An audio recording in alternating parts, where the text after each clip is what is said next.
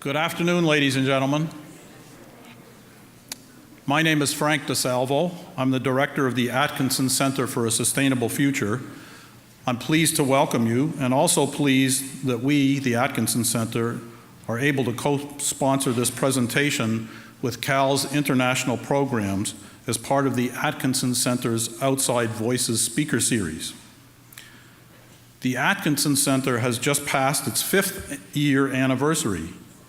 As a relative newcomer, I want to congratulate CAL's international programs on celebrating its 50th anniversary.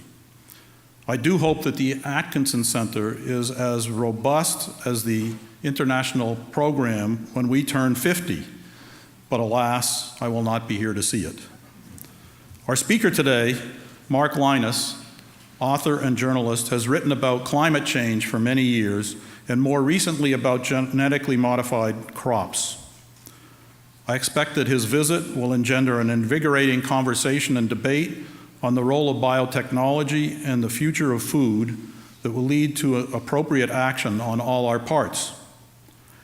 The Atkinson Center convenes and connects researchers across Cornell and with external organizations to address challenges to and opportunities in achieving a sustainable future. We are committed to engaging in fully informed dialogue, bringing disparate points of view together to find paths forward.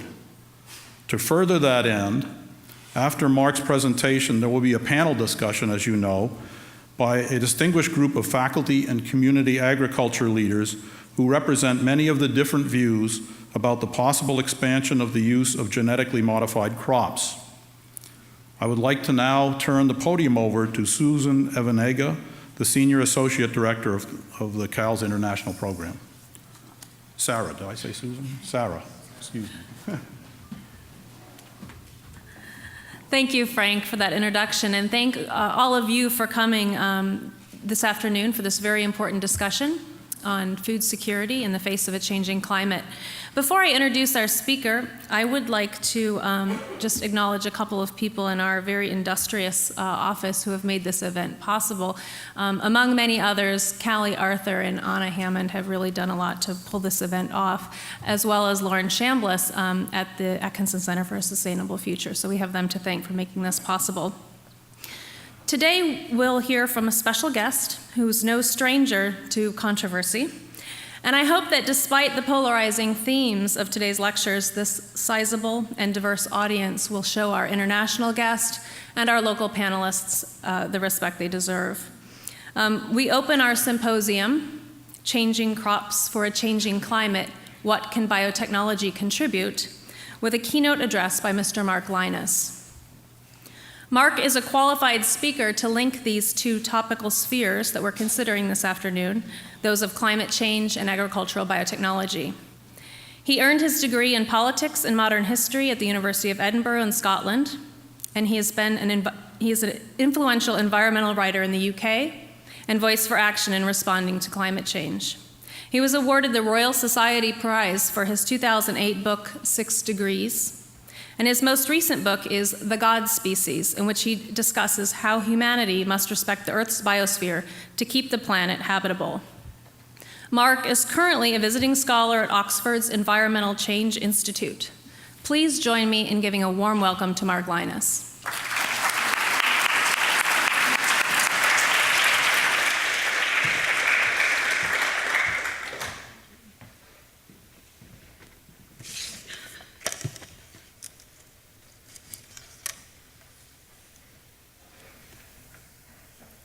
I think the controversy over GMOs represents one of the greatest science communication failures of the last half century. Millions, possibly billions of people have come to believe what is essentially a conspiracy theory, generating fear and misunderstanding about a whole class of technologies on an unprecedentedly global scale. This matters enormously because these technologies, in particular the various uses of molecular biology to enhance plant breeding potential, are clearly some of our most important tools for addressing food security and future environmental change. Now, I'm a historian, and history surely offers us, from witch trials to eugenics, numerous examples of how when public misunderstanding and superstition becomes widespread on an issue, irrational policymaking is the inevitable consequence, and great damage is done to people's lives as a result. This is what has happened with the GMOs food scare in Europe, Africa, and many other parts of the world. Allowing anti-GMO activists to dictate policymaking on biotechnology is like putting homeopaths in charge of the health service, or asking anti-vaccine campaigners to lead a global eradication campaign against polio. I believe the time has now come for everybody with a commitment to the primacy of the scientific method and evidence-based policymaking to decisively reject the anti-GMO conspiracy theory and work together to begin to undo the damage that it's caused over the last decade and a half. On a personal note, let me explain why I'm standing here saying this, because believe me, I'd much prefer to live a quieter life. However, following my apology at my Oxford speech for my former anti-GMO activism, I've been subject to a coordinated campaign of hate and intimidation, mostly via the internet. Even when I was at school, I didn't give in to bullies, and now at the ripe old age of 40, I'm in no mind to do so either. Moreover, I've been encouraged by emails and other support from globally renowned scientists on this issue who are experts and who all basically said the same thing to me. They said, "You've got hate mail, welcome to my world." I think these scientists are the unsung heroes of this entire saga. They carried on with their important work and tried year after year to fight against the rising tide of misinformation, while people like me were belittling and undermining them at every turn. I won't mention names, but they know who they are. Some of them are here today, and I would like to give them my deepest thanks. So for me, there's also a moral dimension to this. The fact that I helped promote unfounded scare stories in the early stages of the anti-GMO movement in the mid-1990s is the reason why I now feel compelled to speak out against them. I have a personal responsibility to help put these myths to rest because I was so complicit in initially promoting them. My activism, which I wrongly thought of at the time as being environmental, has done real damage in the world. For me, apologizing, therefore, was only the beginning. I'm now convinced that many people have died unnecessarily because of the mistakes that we in the environmental movement collectively made in promoting anti-GMO fear. With that on your conscience, just saying sorry and then moving on is not enough. Some restitution is in order. Following a decade and a half of scientific and field research, I think we could now say with very high confidence that the key tenets of the anti-GMO case were not just wrong in points of fact, but in large parts the precise opposite of the truth. This is why I use the term conspiracy theory.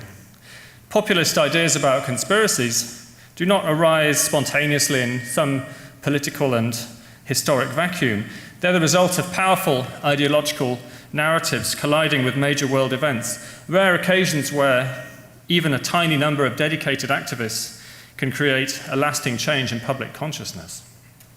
In the 1960s, conspiracy theories about Kennedy's assassination and the profound feeling that there were shadowy people high up in the CIA and government reflected people's fears at the time about the subversion of democracy and the fighting of the Cold War by devious and deadly means. More recently, conspiracy theories about 9/11 reflected the hatred many on the political left clearly had for the Bush administration. Successful conspiracy theories can do real damage, however. In Nigeria, an outbreak of Muslim conspiracy theorizing against the polio vaccination campaign there led to a renewed polio outbreak, which then spread to 20 other countries, just as the disease was on the verge of being globally eradicated. In South Africa, during the presidency of Thabo Mbeki, the HIV/AIDS denialist myth became official government policy, just as the anti-GMO denialist myth is official European Union policy today. The result in South Africa was that hundreds of thousands of people were denied life-saving antiretroviral treatments and died unnecessarily. The anti-GMO campaign has also undoubtedly led to unnecessary deaths.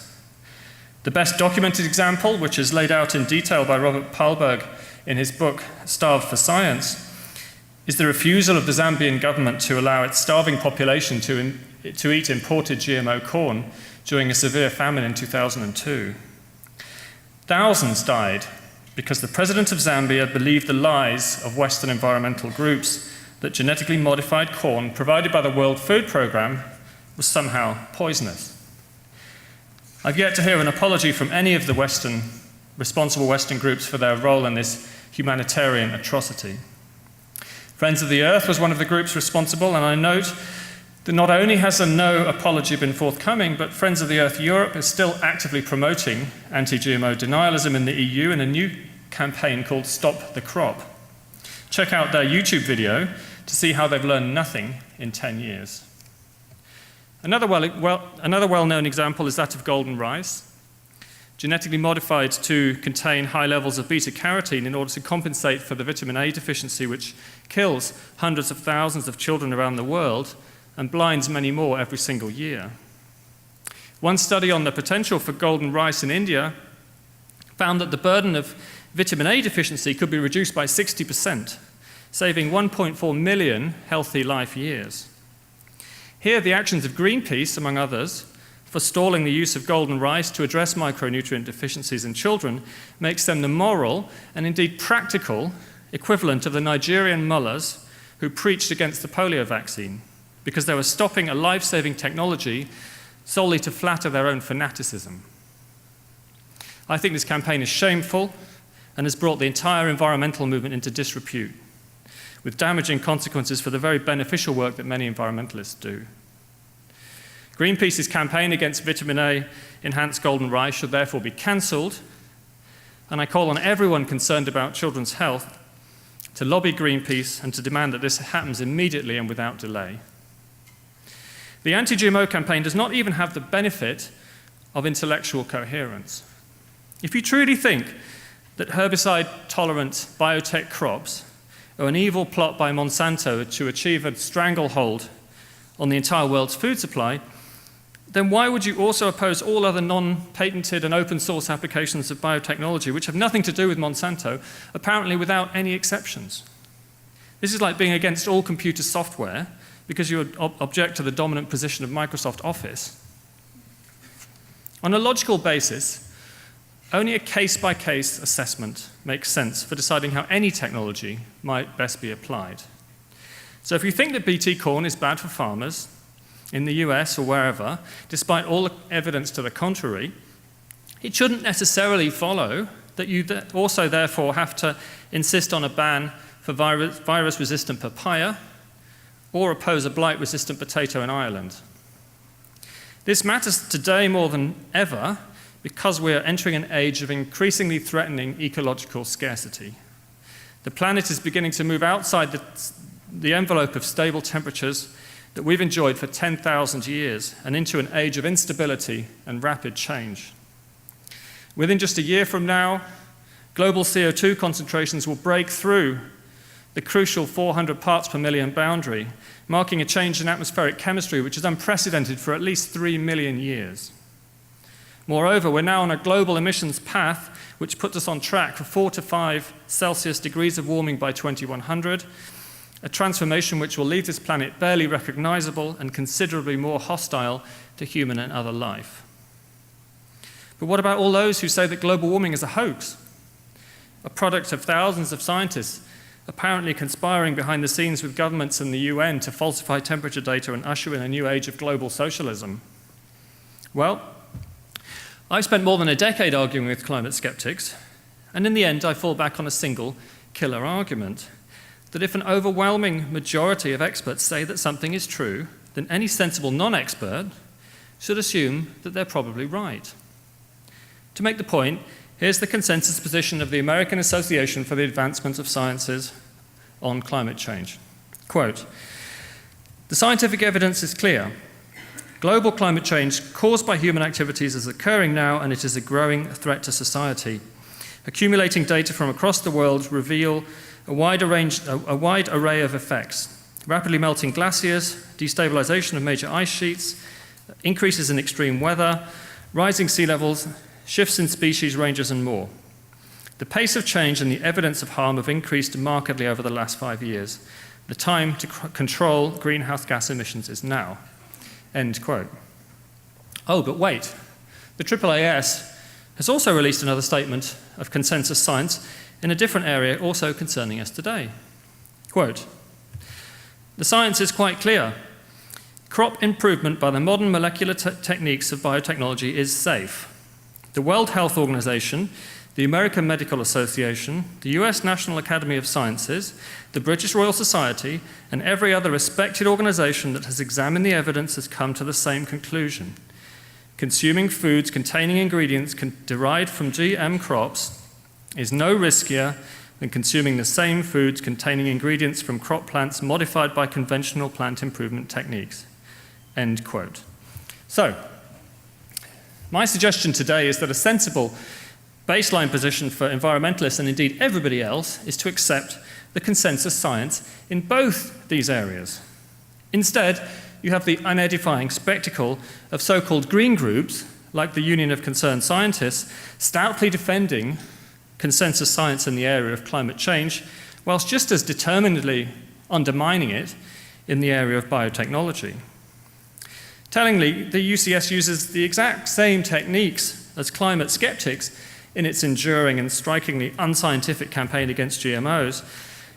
It issues impressive reports based on strategic cherry-picking and closely referencing its ideological allies in some kind of epistemological closed loop.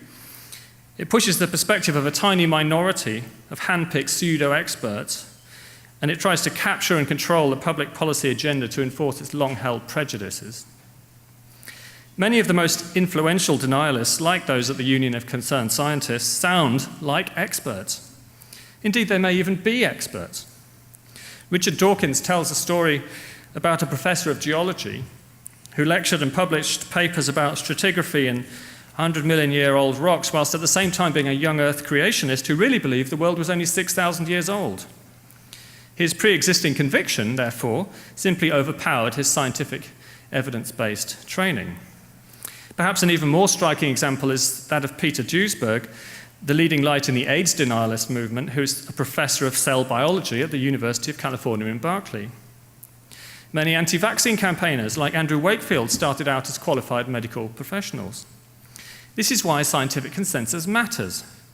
It is the last line of defense that we have against the impressive credentials and sciencey sounding language of those who are really on the lunatic fringe.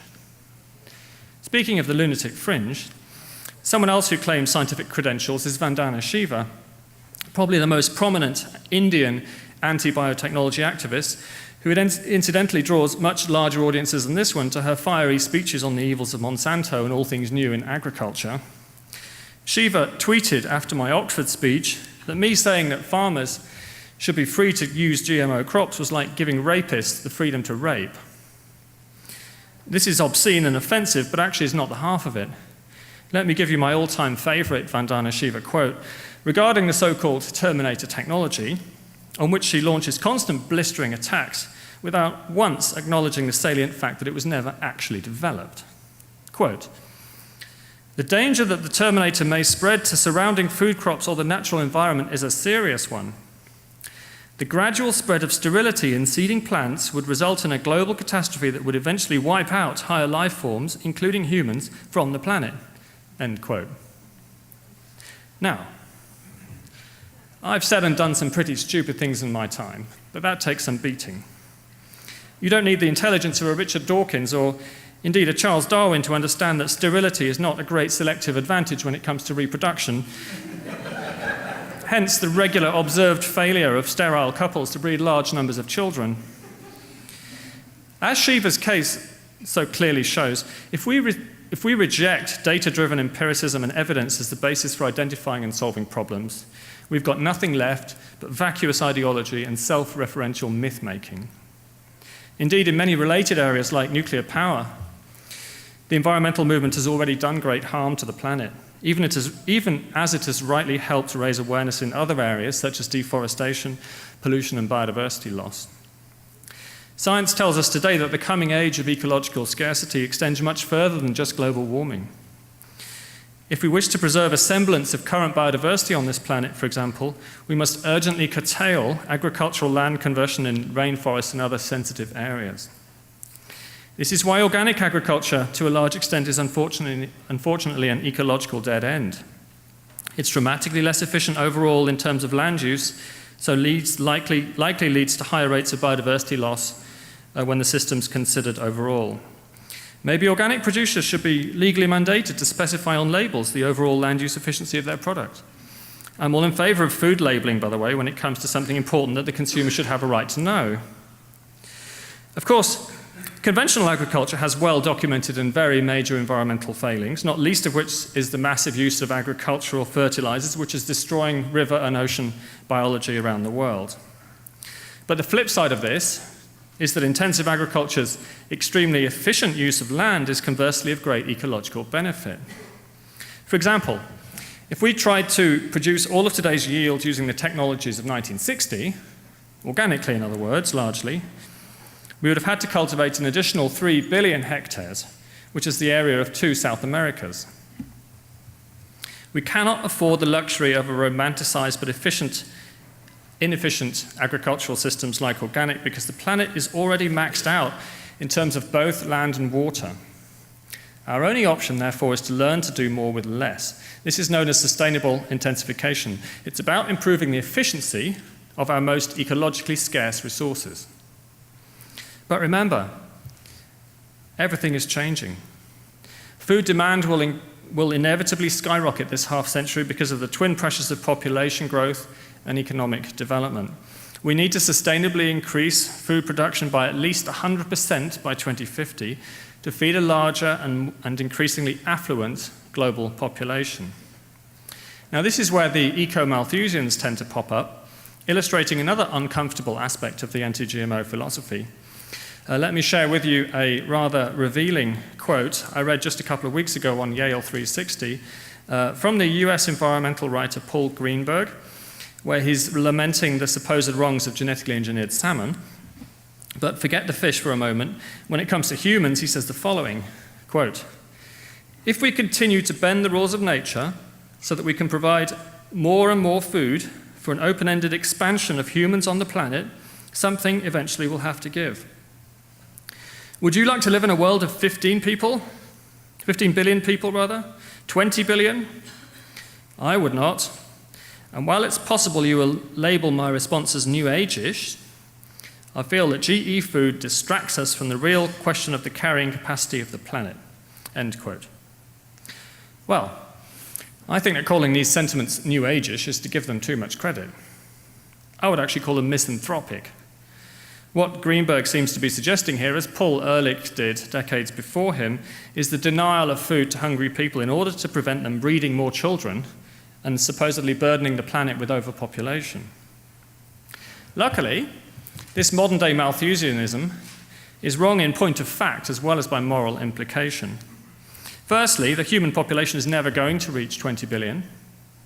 Instead, it's forecast to peak at 9 to 10 billion and then slowly decline. Secondly, although we're certainly heading for 9 billion people by mid-century, this is not because people in poor countries are still having too many babies. The main reason is that children who are born today are much more likely to survive and therefore become parents themselves. It's a little-known fact that global average fertility is now down to about 2.4, not far above the natural replacement level of 2.1. So pretty much all the increased population growth to 2050 will come from more children surviving into adulthood. And that is surely a good thing. I want to see child death rates in developing countries continue to plummet thanks to better healthcare, access to clean water and sanitation, and all the other benefits the modern world can and should bring to everyone. No doubt, like all of you, I also want to see an end to the scourge of hunger, which today affects more people in an absolute sense than ever before in history. It's surely an abomination that in 2013 we can all go to bed each night knowing that 900 million other people are hungry. This scourge affects children disproportionately. 1/3 of child deaths are attributable to malnutrition. Among those who survive, nutrient deficiencies like Iron, zinc, and vitamin A can lead to cognitive impairment and other health problems which reduce a child's life chances for his or her entire future. It's a truism to say that people are hungry not because there's a global shortage of food in an absolute average sense, but because they're too poor to afford to eat. But it's a dangerous fallacy to suggest, therefore, that because the world on average has enough food, we should therefore oppose efforts to improve agricultural productivity in food-insecure countries. In fact, probably the best way to address rural poverty is to ensure that subsistence farmers the world over enjoy more reliable and increasingly productive harvests. This will enable them both to feed their own families and to generate a surplus to sell at profit in the markets so that their children can go to school. Is genetic modification the silver bullet to achieve any of this? Of course not. It cannot build better roads or chase away corrupt officials. But surely seeds which deliver higher levels of nutrition, which protect the resulting plant against pests without the need for expensive chemical inputs, and which give a greater yield resilience in drought years, are at least worth a try. And real-world evidence so far gives cause for optimism. The use of Bt cotton in China has been shown to dramatically improve biodiversity, unlike broad-spectrum insecticides, which kill everything, pests and predators alike. The Bt protein only affects the insect which bore into the crop, is entirely safe for us, and has led to insecticide reductions of 60% in China and 40% in India on cotton. The introduction of Bt brinjal, or eggplant, in India, a project which I know people here at Cornell were closely involved in leading, would have dramatically reduced insecticide poisonings associated with that crop too, had the anti-GMO activists in India not succeeded in preventing its use. India today seems to be perched on a scientific knife edge, with a vociferous lobby pushing dark age traditionalism on the brink of permanently capturing the entire political and legal agenda. If they succeed, hundreds of millions of food-insecure Indians will be the losers. In Africa, too, there are a multitude of Western-funded NGOs who all claim to be mysteriously protecting biodiversity by keeping cultivated plant genetic improvements permanently out of the continent. In many African countries, GMOs are subject to the same kind of de facto ban as is the case in Europe, leaving poorer farmers at the mercy of a changing climate and exhausted soils. However, a showdown is looming because some of the most exciting biotechnology initiatives are now based in African countries. The Bill and Melinda Gates Foundation is putting substantial funding into these efforts, such as improved maize for poorer African soils, a project which is looking to get yield increases of 50%, even when fertilizer is not available or the farmer cannot afford to buy it. There's also the public-private partnership called Water Efficient Maize for Africa, using biotech to produce drought-tolerant corn specifically for African smallholders facing the challenges of a changing climate. There's C4 rice, aiming to improve the photosynthetic capacity of rice and thereby dramatically improve yields. Another Gates-funded project is based at the John Innes Centre in the UK and aims by 2017 to have cereal crops which fix their own nitrogen and make them available for farmers free from patenting in sub-Saharan Africa. The list goes on. There's bio-fortified cooking bananas in East Africa, cassava fortified with iron, protein and vitamin A in Nigeria and elsewhere. And I haven't finished yet. There's resistant to cassava brown streak disease, which is currently spreading rapidly and threatens the staple crop for 2 out of every 5 people in sub-Saharan Africa.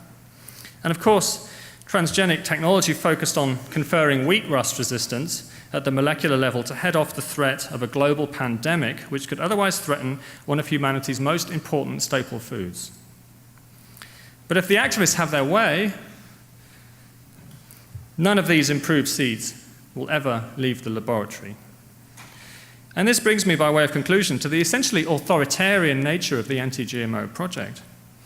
All of these activists, strikingly few of whom are themselves smallholder farmers in Africa or India, claim to know exactly which seeds developing country farmers should be allowed to plant. Those which are not ideologically approved by self-appointed campaigners should be banned forever. The irony here is that predominantly left-wing activists who are supposedly so concerned about corporate power are determined to deny the right to choose to the most powerless people in the world, subsistence farmers in developing countries.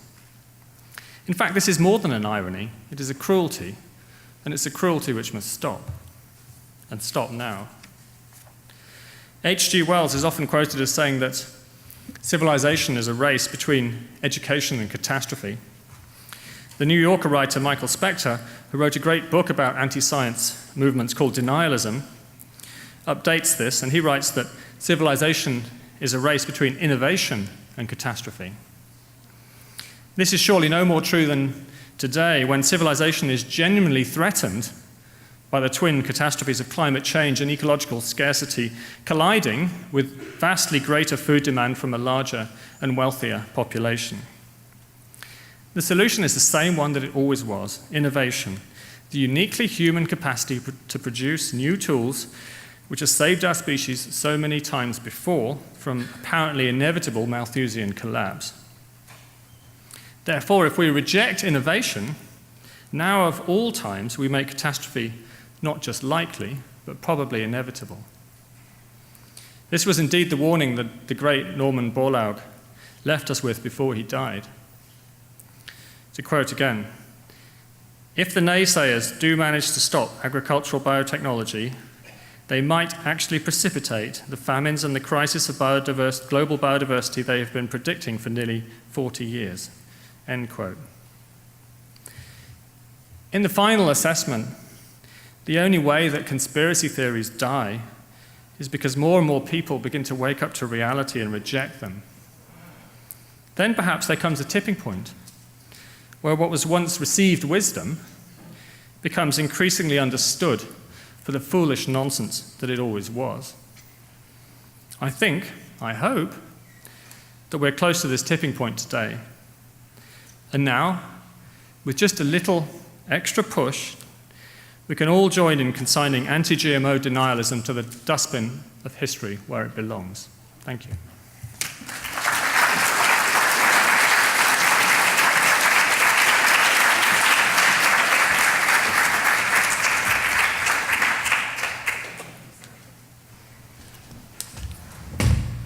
Thank you, Mark.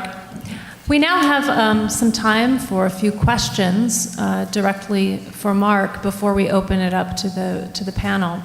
I think there are 2 microphones that are being placed at the 2 aisles here.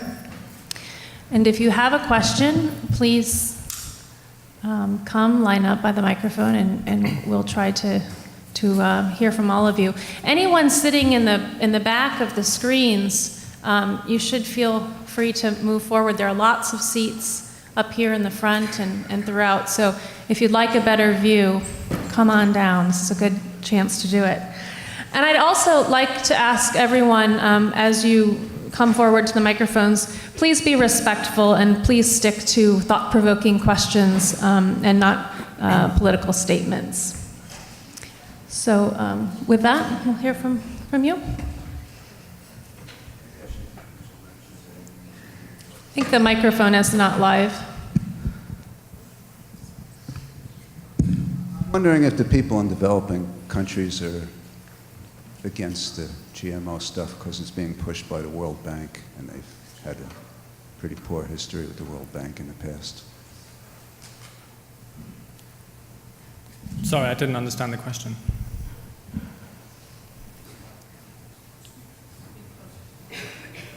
Can you hear? Yeah. Okay, I'm wondering if the people in developing countries don't buy the GMO stuff because it's being pushed on them by the World Bank, and they've had a poor history with the World Bank in the past. I don't see why that should be the case. I just gave you a list of 15 projects, none of which have any involvement, to my knowledge, of the World Bank. Was it the involvement of the World Bank which made India reject BT brinjal, which was developed largely with help and support from Cornell University? I mean, these are projects which are there precisely to achieve environmental objectives, to reduce pesticide poisonings, to allow farmers to use less inputs and therefore to make better profits, and to protect consumer health by having less pesticide residues on the crop. And it was rejected because of anti-GMO activists dressing up in eggplant costumes with no idea of the benefits that this potential project could give them. I don't think that the World Bank has anything to do with it, but certainly conspiracy theories about global corporations, the World Bank, all this kind of thing, might have had some impact on people's opinions, but I don't think that was valid.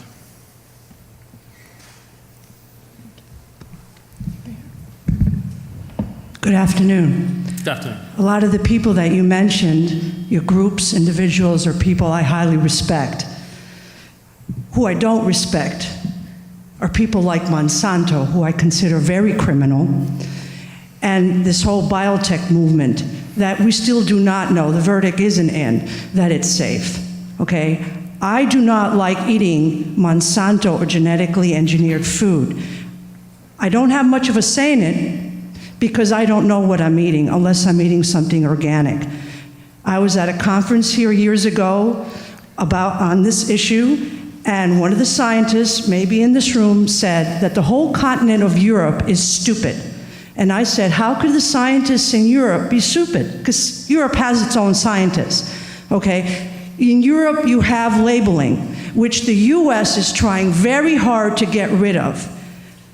It would be good if we have labeling of these foods, if they do, if we have such a pronunciation of them, but we already have it, especially in corn and soy.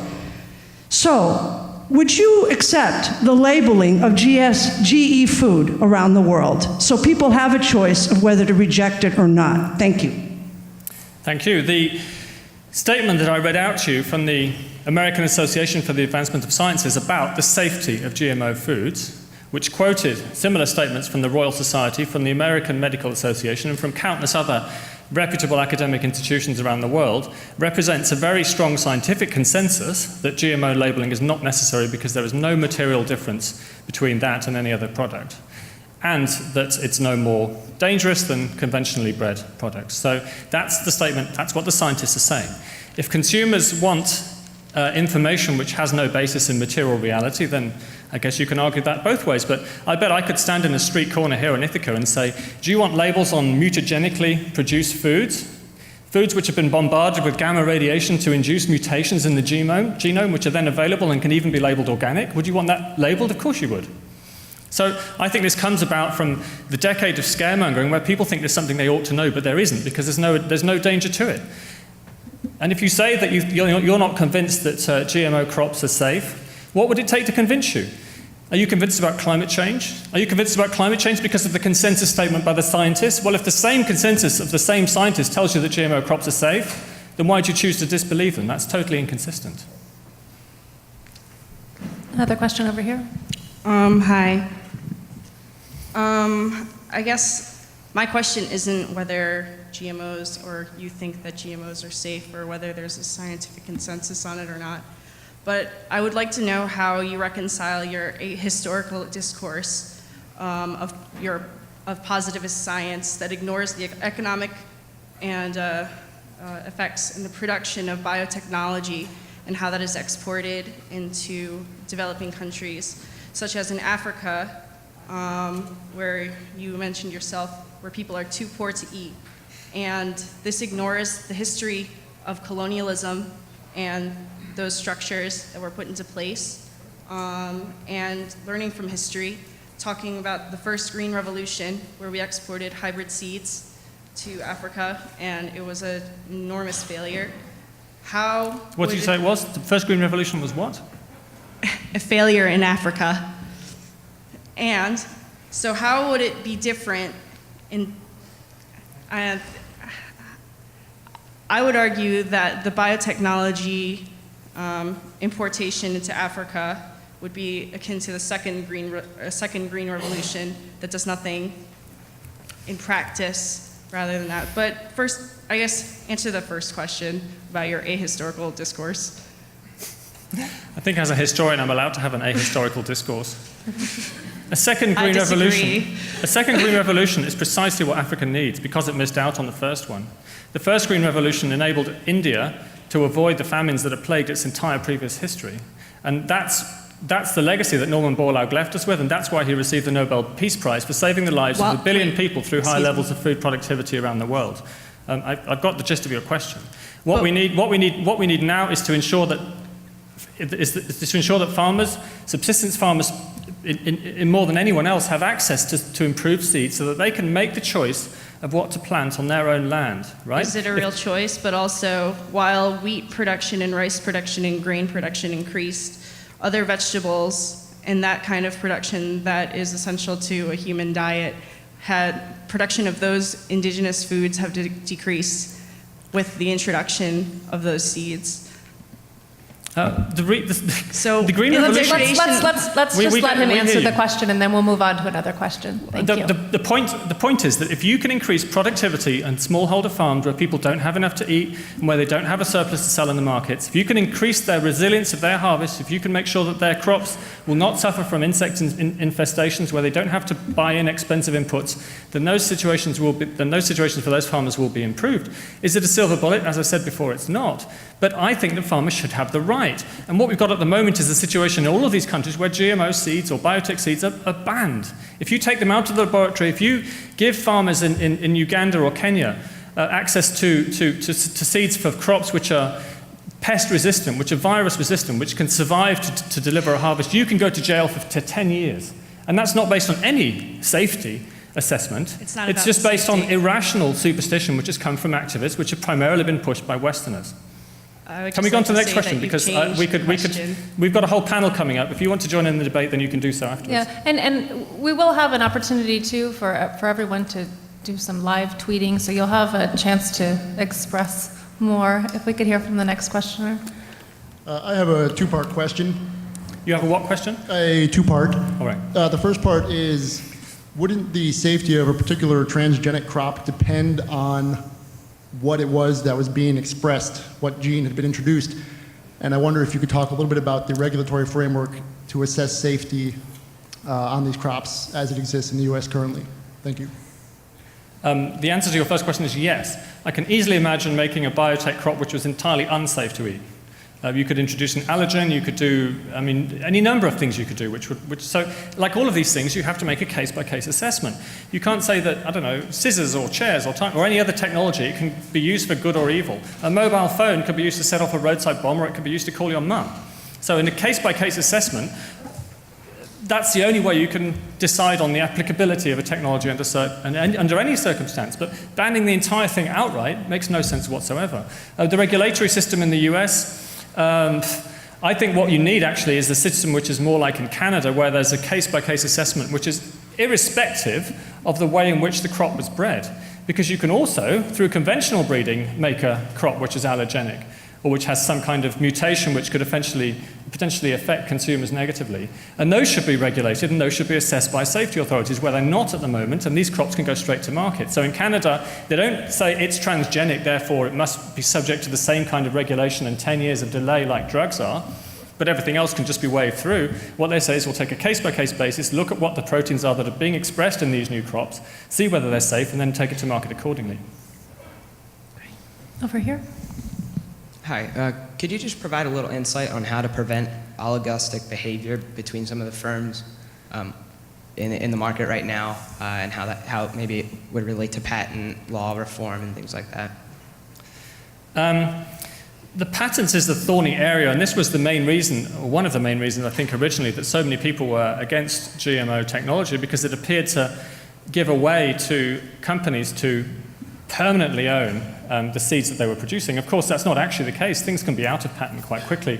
The Roundup Ready technology, which Monsanto brought to market, is out of patent within a year. So as far as I know, everyone will be able to use it that way. Roundup itself is also out of patent, so genetic versions of that can be produced. The justification for having a patenting system, and I'm a writer and I like to have copyright of my books. I don't want people to just have free access to them. As much as I'd like more people to read my stuff, I do also want to generate an income. And so there has to be an incentive to do innovation and to do invention, which comes from the whole patenting system. Having said that, the technology fees which are implicit in that do make the resulting product cost more. And that's the reason why I think it's so vital and so important that the Bill and Melinda Gates Foundation and other international donors are focusing on giving products, improved seeds to farmers in poorer countries without the technology fees which come from patents.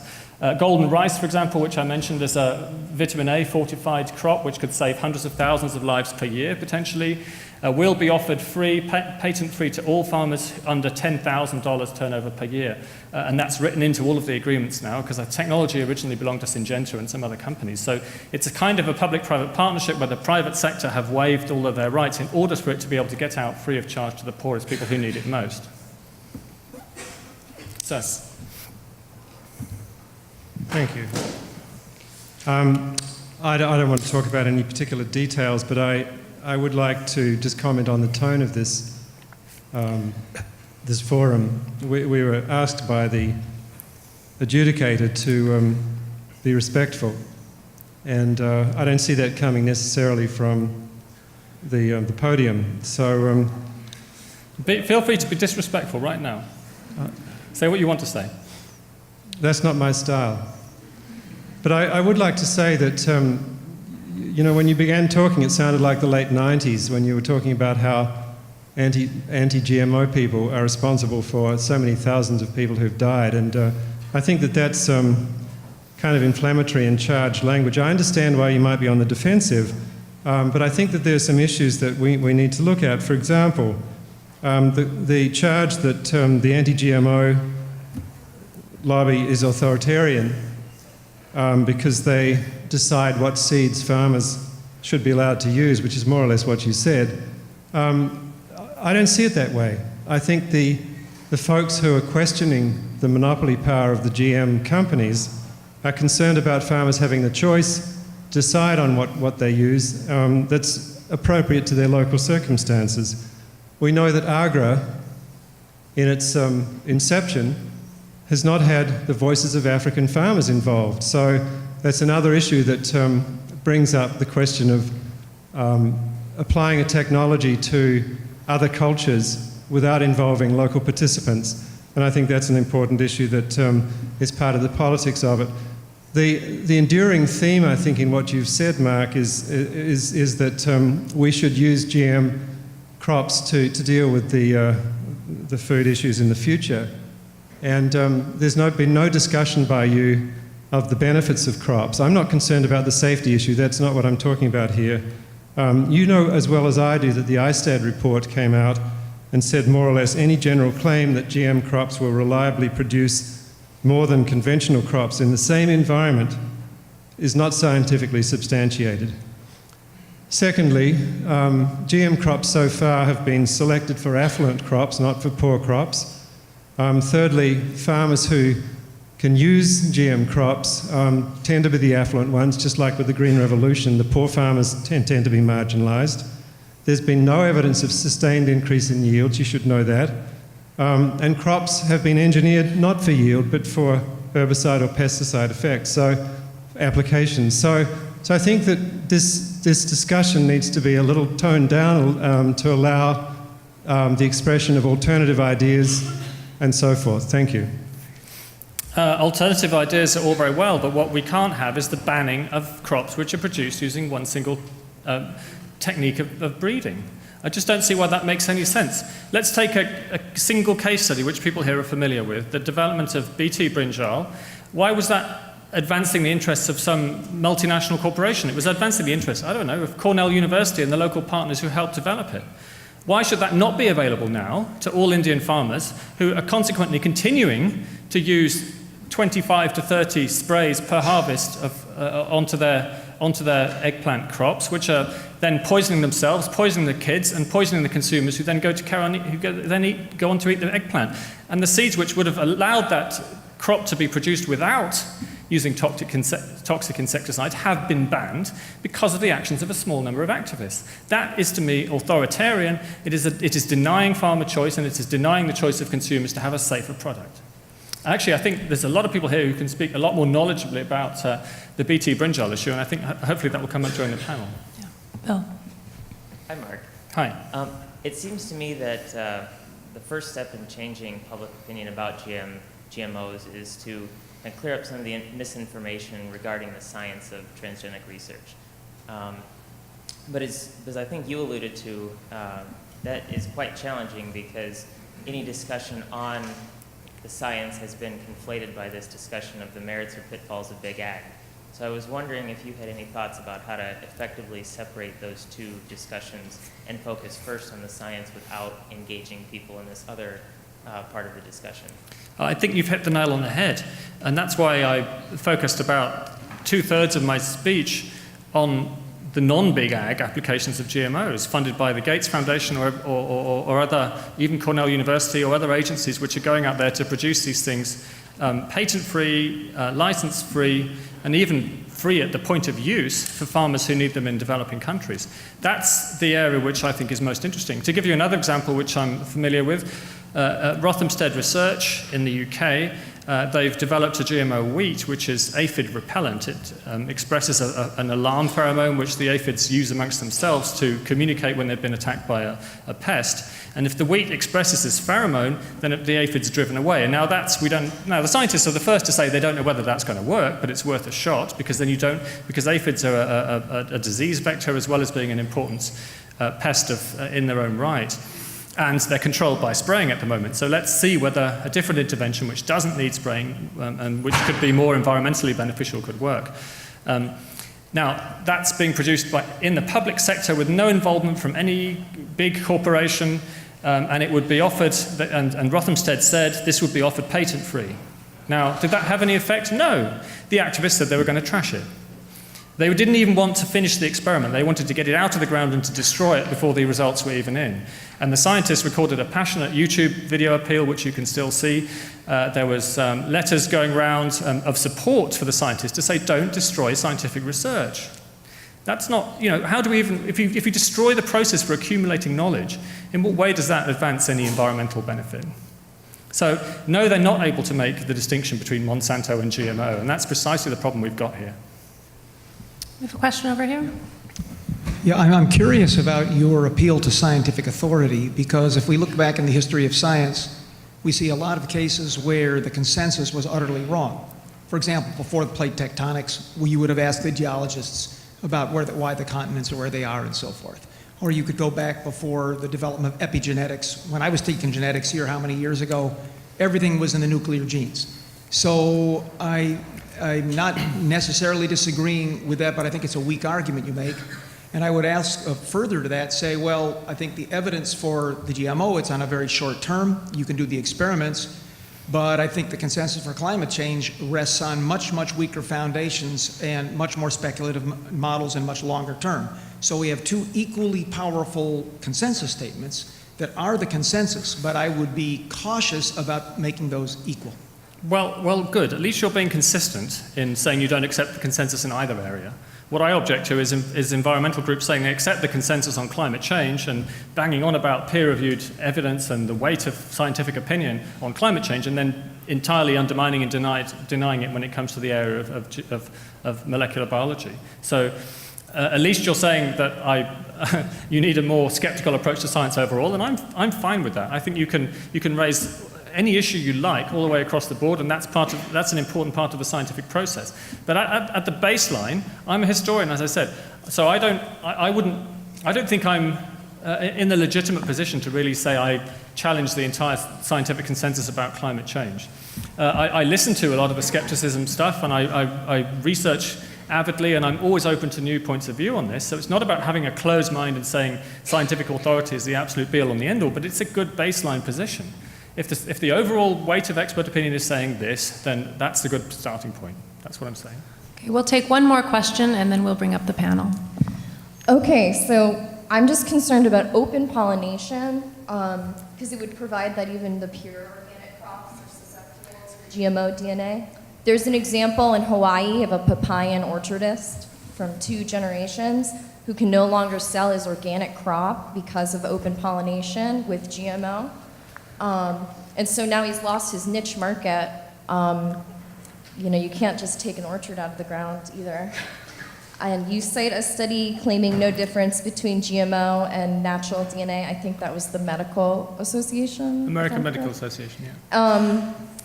And that's all well and fine, but I wonder if you would agree that we would need to track the genes of a GMO crop that open pollinates, just in case of any unforeseen dangers in mutation. And furthermore, what should these companies that give the GMO seed do in financial damages done to organic farmers? I think it's something like 2 out of 5 farms which grow organic also grow GMO on the same holding. There are well-established mechanisms such as buffers which protect against pollination, cross-pollination, irrespective of whether the crop is GMO or not. You've got different crops which you don't want to cross-pollinate, and there are well-established techniques for doing that. I don't think that organic should say I need to have a whole veil of integrity around me, which then prevents neighbouring farms doing things. There has to be ways to work this out. With the papaya case, I don't know, but I do know that we're going to enjoy some transgenic papaya later, and I hope you can join us for that. Okay. With that, I'd like to thank you all for engaging in this really fascinating discussion, and please join me in thanking Mark Lynas for coming.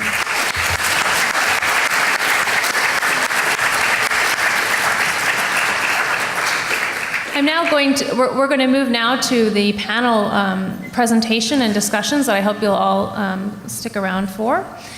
And I'll ask now the panelists to please come to the stage.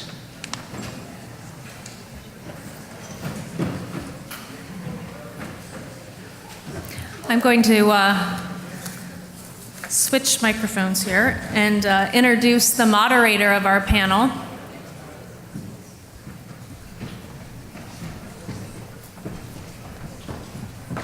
Again, those of you that are behind the screen, feel free to come forward if you'd like a better view.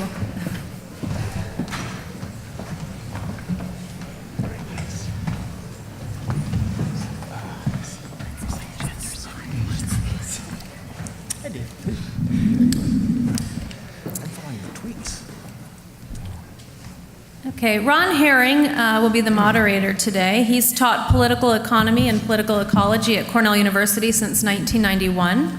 And at Cornell, he's served as the director of the Mario Einaudi Center for International Studies. He's served as the John S. Knight Professor of International Relations and chair of his Department of Government, as well as director of the South Asia program. His interests include agrarian political economy, ethnic politics, and the politics of biotechnology.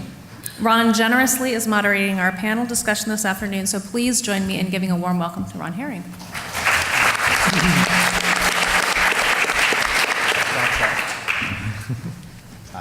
I suppose I can sit here. At first I thought this was quite a compliment. They wanted me to be the moderator, that I had such a moderate and kind of judicious panoply of ideas about these things, and I realized it's just they didn't want me to do slides of bowlworms in India, which everybody on campus has seen. So I don't have a slot to speak. I'm to introduce everybody, which I will do in an order that's not quite the same as your program. I'm going to start with David Wolfe, and we're giving very brief introductions. People have large numbers of things in their accomplishments, so we're just going to be extremely brief. Dave Wolfe is a professor of plant and soil ecology in the Department of Horticulture at Cornell and chairs the Atkinson Center's Climate Change Focus Group. His current research includes leading a $4.7 million USDA project focused on new tools for farm greenhouse gas management, and a project in Ethiopia focused on potato drought tolerance and water management. He also teaches a course on climate change and the future of food. So, Dave, you're on. Okay.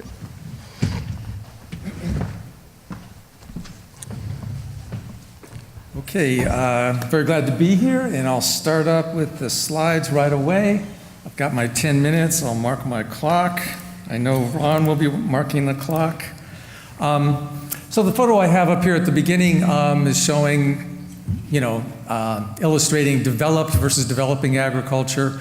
Both from the standpoint of climate change impacts really are going to likely have much more impact on much of the developing world. And where I do part company with our speaker is the optimism about the benefits of biotechnology reaching the developing world. And I'm not talking about local bans on them, but simply I just think that even the richest man in the world, I think he's still the richest man, Bill Gates, him combined with the public sector, I don't think they're quite a match for what the corporate world is doing, and I'm not sure all of that's going to filter down that level. So first, a couple things on climate change, and all of the bullets I have on this slide are well documented in the peer-reviewed literature, and I don't want to spend my few minutes going through the evidence of all of these things. So if we do have some climate change deniers out there, I'll have to take questions later about some of that. But many things are happening, and these are all things we know with a high degree of certainty, quite a bit of consensus. Glaciers worldwide melting. This not only, of course, is a part of the sea level rise issue along with thermal expansion of the oceans, but those glaciers melting also is the water source for a lot of agriculture. Increased frequency of heat stress, more flood and drought risk, and often that's happening in the same area. For example, here in New York, we have increased frequency of high rainfall events, but we also have the threat of more summer droughts in the future. Living World is already responding, and I'll talk a little bit more about that. And as I already mentioned, food security challenges in developing regions will be exacerbated. So first of all, just species range shifts and this kind of thing really has a big impact on pest issues. So this is one of the big climate change challenges, especially at mid to high latitudes. Farmers in this region are going to see many more challenges from both weed, insect, and disease pests. This is just a slide showing some of our own modeling work looking at climate projections for the Northeast. The dark orange region is the potential habitable zone for kudzu, very notorious invasive weed. And if you look across the top panel, across the century with the business as usual emission scenario, it's kind of kudzu coming to get us, and that's something farmers will have to be facing with climate change. So my first slide was talking about what we know with a high degree of certainty, but there's a lot of things we're still learning, and a lot of things we really don't know. So while I focused initially on some of that certainty, there's a lot of unpredictability of climate change, and that's what I want to kind of get into now. We saw last year here, in New York State, often second or third in the US in apple production, lost almost 50% of the crop due to frost damage. And we've also seen more freeze damage in our wine grapes due to warmer winter than average, but we had more frost damage due to premature bloom by more than 4 weeks. Another sort of expect the unexpected. People have been talking to me, of course, I'm the climate change guy, and people are saying, what's with this cold winter? Well, read the December issue of Scientific American written by Chuck Green here at Cornell, The Winters of Our Discontent, talking how the Arctic ice melting is affecting our weather patterns. What this really means, what I really bring, this is still an area that's not, we don't have such high degree of certainty, a lot of debate still in the climate science community, but really with this kind of unknowns and unpredictability of climate change, this is the issue. What do we really breed for? Do we breed for more cold tolerance, more heat tolerance, more flood tolerance? We had here in New York last year in the same summer, flood problems and wet soils early in the spring and then drought later in the summer. There was a farmer just on a panel I was on a couple weeks ago talking about, he initially started experimenting with longer growing season varieties, intuitively, encompassing the fact that we do indeed have more frost-free days in this region. But now he's had to go to short season varieties as well because of wet soils delaying planting, so he needs both shorter and longer season varieties. So what farmers are doing about this is it's not like, I guess climate change is not just bringing with it, a well-defined trend and, now I need more heat-tolerant varieties because it's hotter every summer, or now I need more drought-tolerant. They need a little bit of everything. And what farmers are really doing in reality on the ground, I'll tell you, is diversifying, hedging their bets. More short-season varieties and more long-season varieties. And so this is kind of one of the challenges of biotechnology is what do we really breed for? So this is kind of the list, and I don't have time to go through all of these, the key strategies of adaptation. And many of these really involve management, the first one being diversification of the farm system. And this is where biotechnology does play a role. And I'm not really opposed to the safety of biotechnology as long as it's regulated and careful regulation. This can, certainly biotechnology can increase the number of varieties farmers have at their disposal for both biotic or abiotic type of stresses. But all the rest of these things really don't involve biotechnology at all. So I guess our first speaker, we do agree here. He said it wasn't a silver bullet, and I think it's far from that, but it does, it can add something to that diversification piece. Here's where I have my major concerns about biotechnology is, first of all, given the unpredictable nature of climate change, as I tried to emphasize in my couple of minutes there, it's difficult to really identify what's the optimum crop trait for even any single region. Now, there are some parts of the world where it may be very clear-cut, but for many parts of the world, farmers need a bit of everything. Stress-tolerant varieties often have low yield potential, even in optimum years. Many stress-tolerant plants in general, there's sort of costs with those stress tolerance mechanisms, and therefore, when conditions are really good, the crops don't do so well. Another issue is that stress tolerance is often very complex and multigenic. So while we can use some of the latest technology, particularly think of things like transgenic techniques for getting at single gene or few gene phenomenon, getting at these complex multigenic challenges with breeding for stress tolerance, we're still a long ways off from a lot of biotechnology doing any better than conventional breeding. Often, also, there's unique suites of genes that are required depending on the timing of stress. And this is, again, comes back to the unpredictable nature of climate change.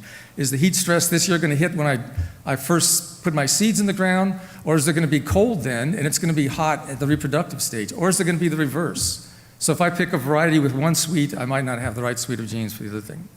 Another big thing is farmer access to seed and other products of biotechnology, and this is where I have some doubts that biotechnology is going to, other than cascading down from what are the goals of some of the big corporations going for the big seed sales, some of that feeding down in a happenstance way. I kind of wonder about farmer access and the cost of those. And then consumer access to affordable foods. Just a couple slides left. I've kind of focused on adaptation, coping with the unavoidable climate change. But I want to say something about, farmers and we all have something at stake in terms of avoiding the unmanageable, that is mitigating climate change. And here I do see a role for biotechnology in developing more nitrogen use efficient crops. Of course, there's many things farmers can do in terms of management as well. But to the extent that biotechnology techniques, however we may be defining that here today, can play a role in that, that would be great. Legume cover crops are very important, not only for reducing nitrogen fertilizer use, and this all relates to the fact that nitrous oxide emissions is a big culprit in terms of the greenhouse gas story in agriculture. So if we can use legume cover crops in rotation, that's a really good thing. And to the extent that biotechnology can come up with better legume crops for us, so much the better.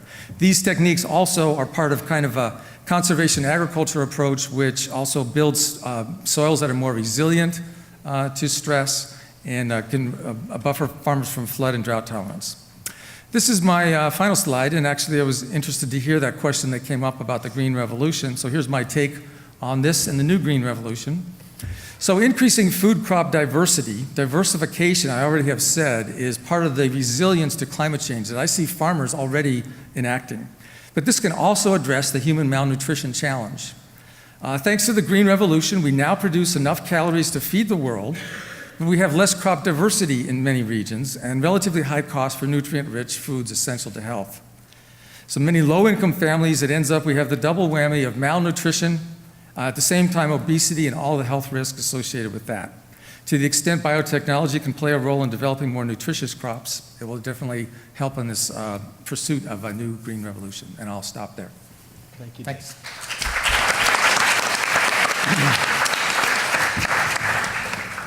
What an efficient panel. Okay, Peter Davies is our next speaker. He's a professor of plant physiology in the Department of Plant Biology and Horticulture, International Professor of Plant Biology.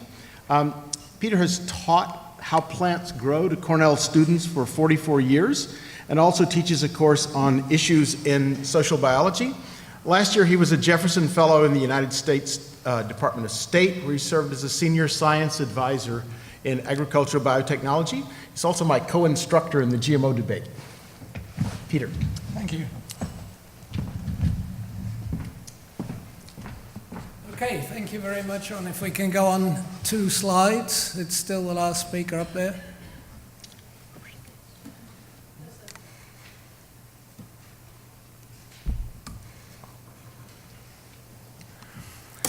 Okay, I would like to spend my time just telling you a little bit about what some of these crops are, because there's a great misunderstanding about biotech crops.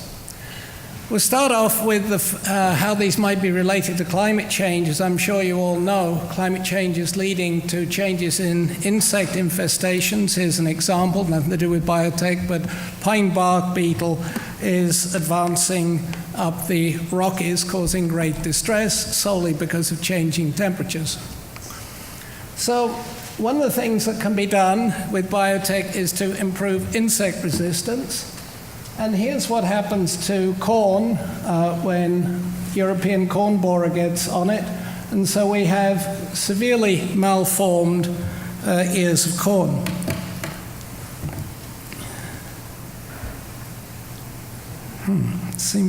Okay, all right. Got it. So here's the basic idea of insect resistance through BT. And the first thing we need to note is that DNA is the same in all organisms. So it doesn't matter where you put it. DNA is rather like a cookbook. It doesn't matter who the chef is. If the chef is good, the chef will produce the same thing. Same with DNA in different organisms. So here's the basic idea of BT. A gene is taken from a bacterium, Bacillus thuringiensis, which produces a protein which prevents insects from feeding and ends up killing them. So you take this gene, you put it in a crop, and because the crop now has this BT, the insect feeding on it is killed. So what is BT? Well, it comes from a bacterium, Bacillus thuringiensis, which produces a protein that's lethal to many insects, and it has been used as a powder in organic agriculture for about 90 years. And this protein prevents the insect from digesting its food. Bees and other animals are unaffected by this protein, and when it is put into crops, they cannot be attacked by Lepidoptera or Coleoptera, and this provides all-season-long protection from insect damage with no need to spray for insect control. And here's an example from eggplant, and these examples from eggplant actually come from the Philippines. Here you can see the damage caused on eggplant by the shoot and fruit borer.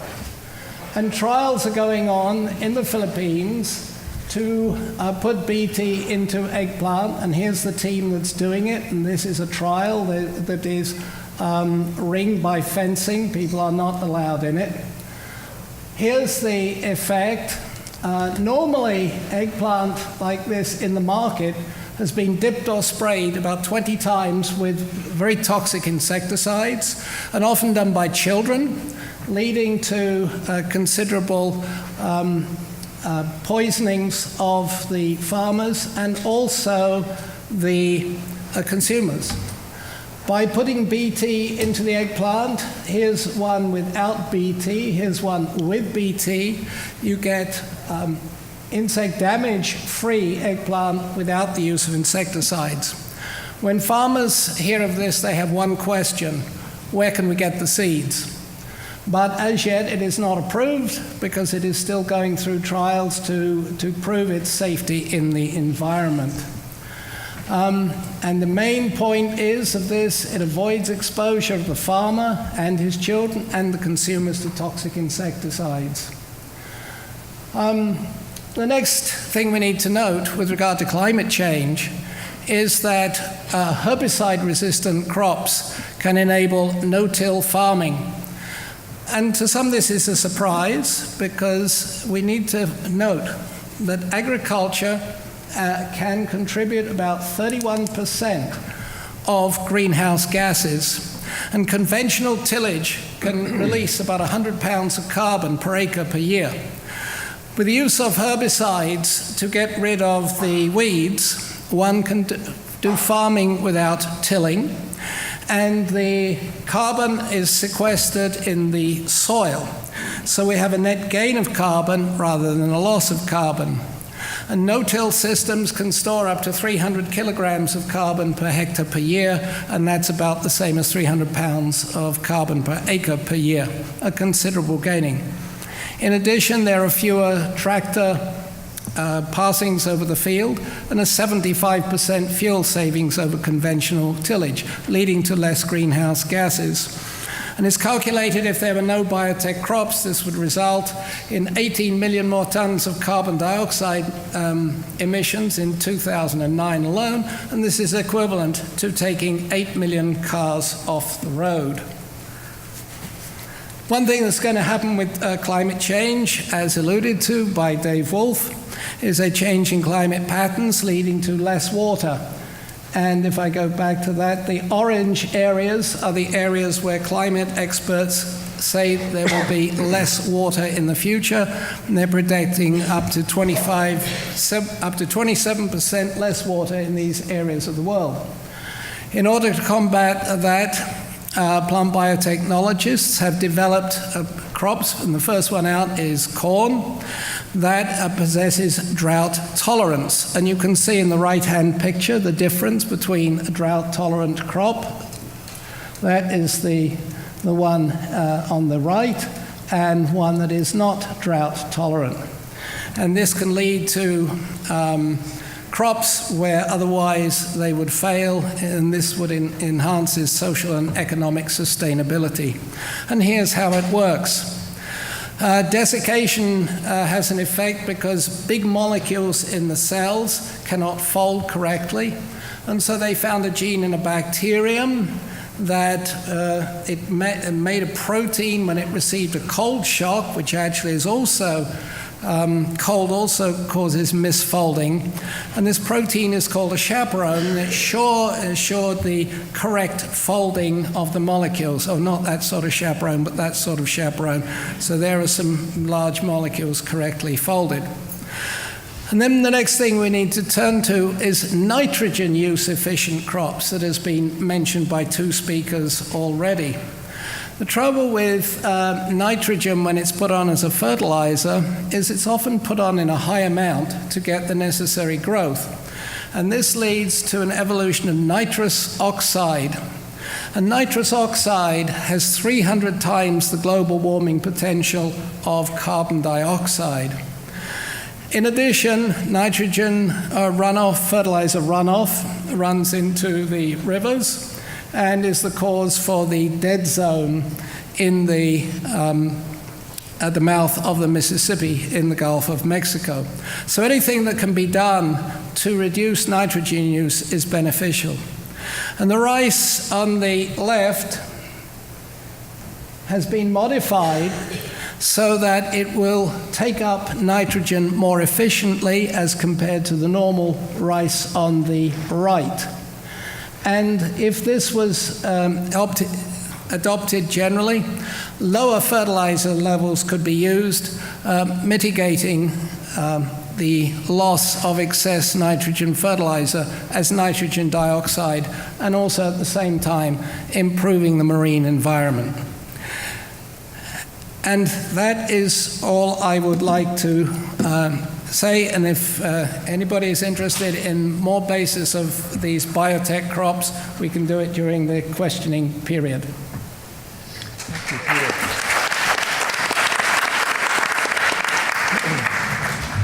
Our next speaker is Margaret Smith.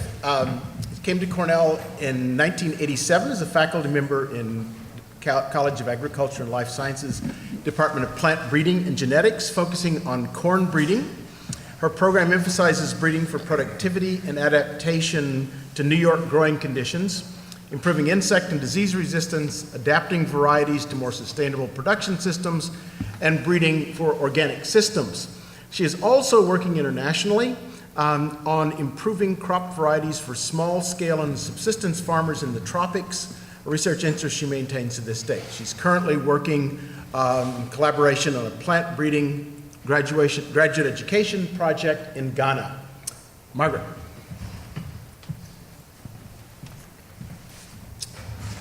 Well, thanks very much, Ron. We didn't exactly plan it that way, but I feel like we've just transitioned to the other side of the gender divide up here. So now we're on the next side. Oh dear. Okay, so we really didn't plan it that way. It just looked that way when I sat down. I'm going to talk a little bit about the plant breeding contributions that I see in the topic of this symposium on changing crops for a changing climate. It was pointed out in the first presentation that world population is growing. This is kind of what we expect it to look like, with the yellow being the developed regions and the green being the developing regions. And I've seen it said that what this will require is that we'll have to produce more food over the next 50 years than has been produced during the past 10,000 years combined. As a plant breeder, I found that an extremely daunting thought. On top of that, the population growth, we also see that arable land, certainly there's no more being made, and in fact it's effectively declining due to the need for all those people to be somewhere and all of their roads and infrastructure to be somewhere. This is cutting into our arable land base, and as we heard very aptly described in Dave Wolfe's talk, climate change is happening. And the picture I happen to have is a picture about change in average annual surface air temperature, with the hotter colors being more serious changes. So the temperature change as well as the water changes you saw recently depicted, both will present challenges for crop productivity. Keep that picture of temperature change in mind, and looking at some of the areas where temperature change is likely to be most dramatic, we also find that those overlay areas where the global hunger index suggests the most severe hunger. So some of those populations that are currently most disadvantaged in terms of their nutrition are going to be the ones that are suffering the consequences of global climate change most severely. There's a long history of improvement in yield. This happens to be a picture of New York corn yields from 1860s to 2011, I believe is the last year that was on there. And that looks like a pretty nice trend. If you're a plant breeder like me, you say that's primarily due to breeding and genetics. If you're in crop management, you point out that it's very highly due to crop management improvements. And the reality is it's due to the two together, because any variety, any set of genetics must fit within a particular management scheme. So I'm not going to claim responsibility for this, but I think working with agronomists, we see some places in the world where improvements in genetics and management show a pretty consistent increase in yield. There are other areas where the story is a little more unnerving. This happens to be a picture of wheat yields in Bangladesh over a much shorter period of time, 1960 to 2010. And this is the kind of thing that gives many plant breeders pause. There appear to be areas where yields may be plateauing. So we really need to address this. Crop yield potential, what a crop could yield, is a function of these primary inputs into the crop. Sunlight, well, there's currently plenty of that, and we're not fully utilizing it in most crop fields. Air, I don't expect air and the various things a crop needs from it to be constraining. More CO2, in fact, can help crop growth. On the other hand, pollutants can be a problem for that, but I'm going to set that one aside for now. I'd like to focus on the two in the bottom, soil, both as a support network, but also importantly as a source of nutrients, and water. We've already heard water is becoming more scarce. Soil is limited by our limited arable land base, and the amount of nutrients in it is in some cases limited by its cropping history.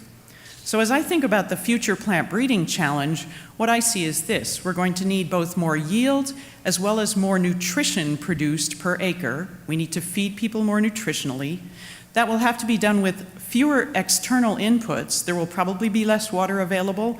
We will have fewer or more costly agrochemicals, and we need to be thoughtful about which of those we use in order to avoid environmental problems that will make our production issues worse. And that will all have to happen under circumstances that probably bring with it more stress: water logging, drought, increasing pest pressures, or novel pest pressures. So that is a huge challenge. And I think it's going to require the use of all of the best tools we have at our disposal. I want to talk for a moment then about the question of yield and nutrition per acre. So if we think about this as the potential yield of a crop in a field, how much you can get out of it, that's what you might harvest if you had great circumstances. Some of that may be lost to pests and stresses that occur in the field. Yet some more of it in some parts of the world particularly is lost in terms of post-harvest issues. And what you're left with is the green piece there that's the final yield and the associated nutrition available from that particular acre of field. Now, some of the genetically engineered crops have helped to address things that represent losses to pests or stress. For example, Bt with insect damage in some crops, Roundup resistance, which may have reduced losses to weed competition. We now have some efforts, which you've just heard about, to develop crops which might be more tolerant to drought or might be more nitrogen use efficient. And then the one example we have out there that's really clearly addressing nutrition is golden rice, which our first speaker spoke about briefly. One thing you'll notice about all of these, first, they have not really addressed yield potential, they have addressed losses of that yield potential. They also are things which involve one or a few genes, whereas on the other hand, yield potential, final yield that we get, and some of the stress tolerances, as Dave Wolfe pointed out, are very polygenic. They involve a lot of genes interacting in tremendously complex ways. At this point in time, we don't begin to have the knowledge to be able to engineer those kinds of things. They are profoundly complicated networks, and in fact, I find it particularly interesting that right now, a lot of engineers are looking to DNA to create multiple possible pathways to new and novel outcomes. So they're using genetic material to try and experiment with ways to design things. And here are the geneticists trying to engineer the genes that have actually done a lot of optimizing over evolutionary time. We will have impacts on these areas. We're learning a lot about how to better understand the many genes and the complexity of the genes that go into these traits. But in terms of being able to genetically engineer one or a few genes that would have a major impact on some of the stresses and on yield potential, that's a long ways down the road. I was asked by a visiting scientist once, what do you need genetic engineering for? And it sort of took me by surprise, and I stopped and I thought about it for a moment. And I started talking about Roundup resistance and soil erosion and some other things, and the person that was visiting kept coming back to, but did you really need that? And it made me think hard about where genetic engineering might really have something to offer that we don't get in any other way. And one of the examples that I thought about is resistance to striga. Striga is this very lovely parasitic weed you see on the left. There's a couple different species of it. It's predominant around Africa, many areas. It attacks the cereals, so you can see the photo in the middle there has maize with striga growing off the roots. Those are all the little green things.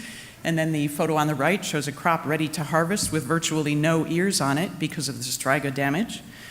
And striga, paradoxically and very sadly, is most severe on the lowest fertility soils that are most stressed. So here you have a biological pest organism whose greatest impact is on those who are the most resource-poor farmers in the continent of Africa.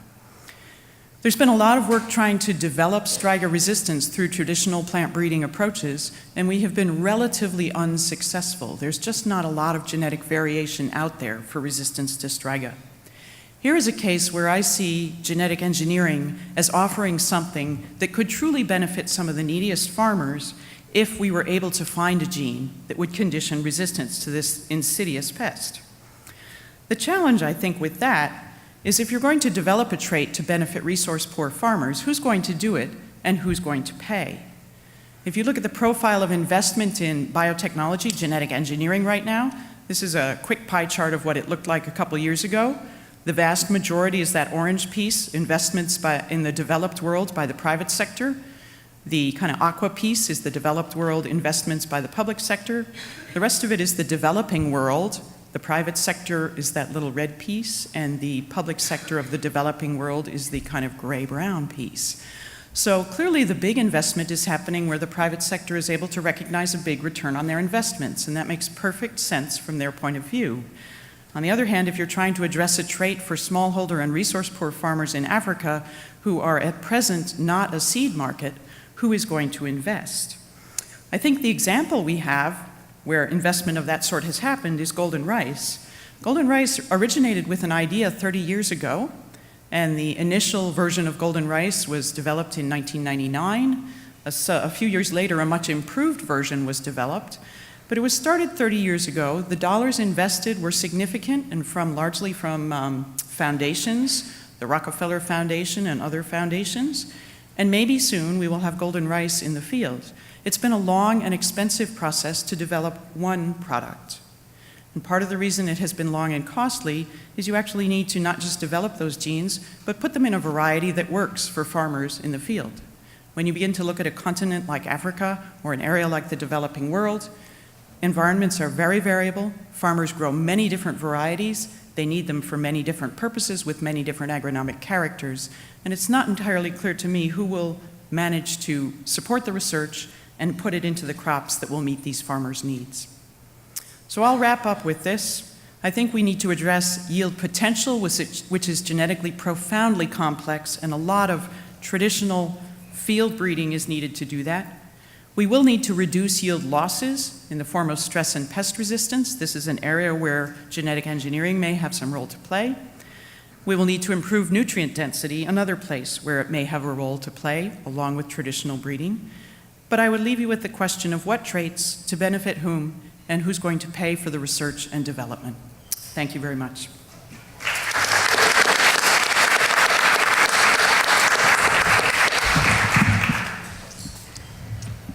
Our next speaker is Mary-Howell Martens. Mary-Howell Martens is an organic farmer who currently serves on the USDA Advisory Committee on Biotechnology and 21st Century Agriculture. She and her husband, Klaus Martens, we had a lovely lunch with, have been farming organically since 1993, and along with their 3 children, currently raise 1,500 acres of organic corn, soybeans, small grains, other field crops, plus organic cows, pigs, and chickens. They also own and operate Lakeview Organic Grain, including an organic grain and feed business. The Martens have won numerous prizes, including the 2008 Patrick Madden Award for Stewardship, the Pennsylvania Association for Sustainable Agriculture Leadership Award, and EcoFarm's prestigious SUSTI Award. They also have a daughter at Cornell in animal science. Mary-Howell.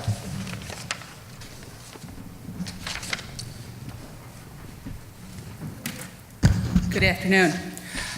It didn't seem very long ago, about 30 years ago, I was a young graduate student sitting in a meeting like this, and at least one of my former teachers is in the room today, and I guess she and I are a bit older than we used to be. But, where's my clicker? Is this my clicker? Okay. Since then, we have become organic farmers, and I think we need to look at conventional farming, GM farming, as a case study, because science works that way, Mark. We can't just look at what the ideal conditions, what might happen are, but we need to look at what has happened as an example for what we can anticipate and predict.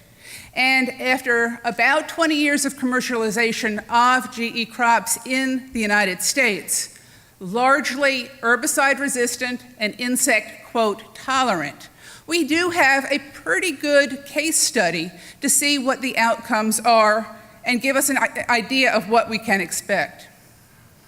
We are organic farmers. That's the way we're usually introduced these days. We grow a variety of different grain crops, including corn, soybeans, and a variety of small grains.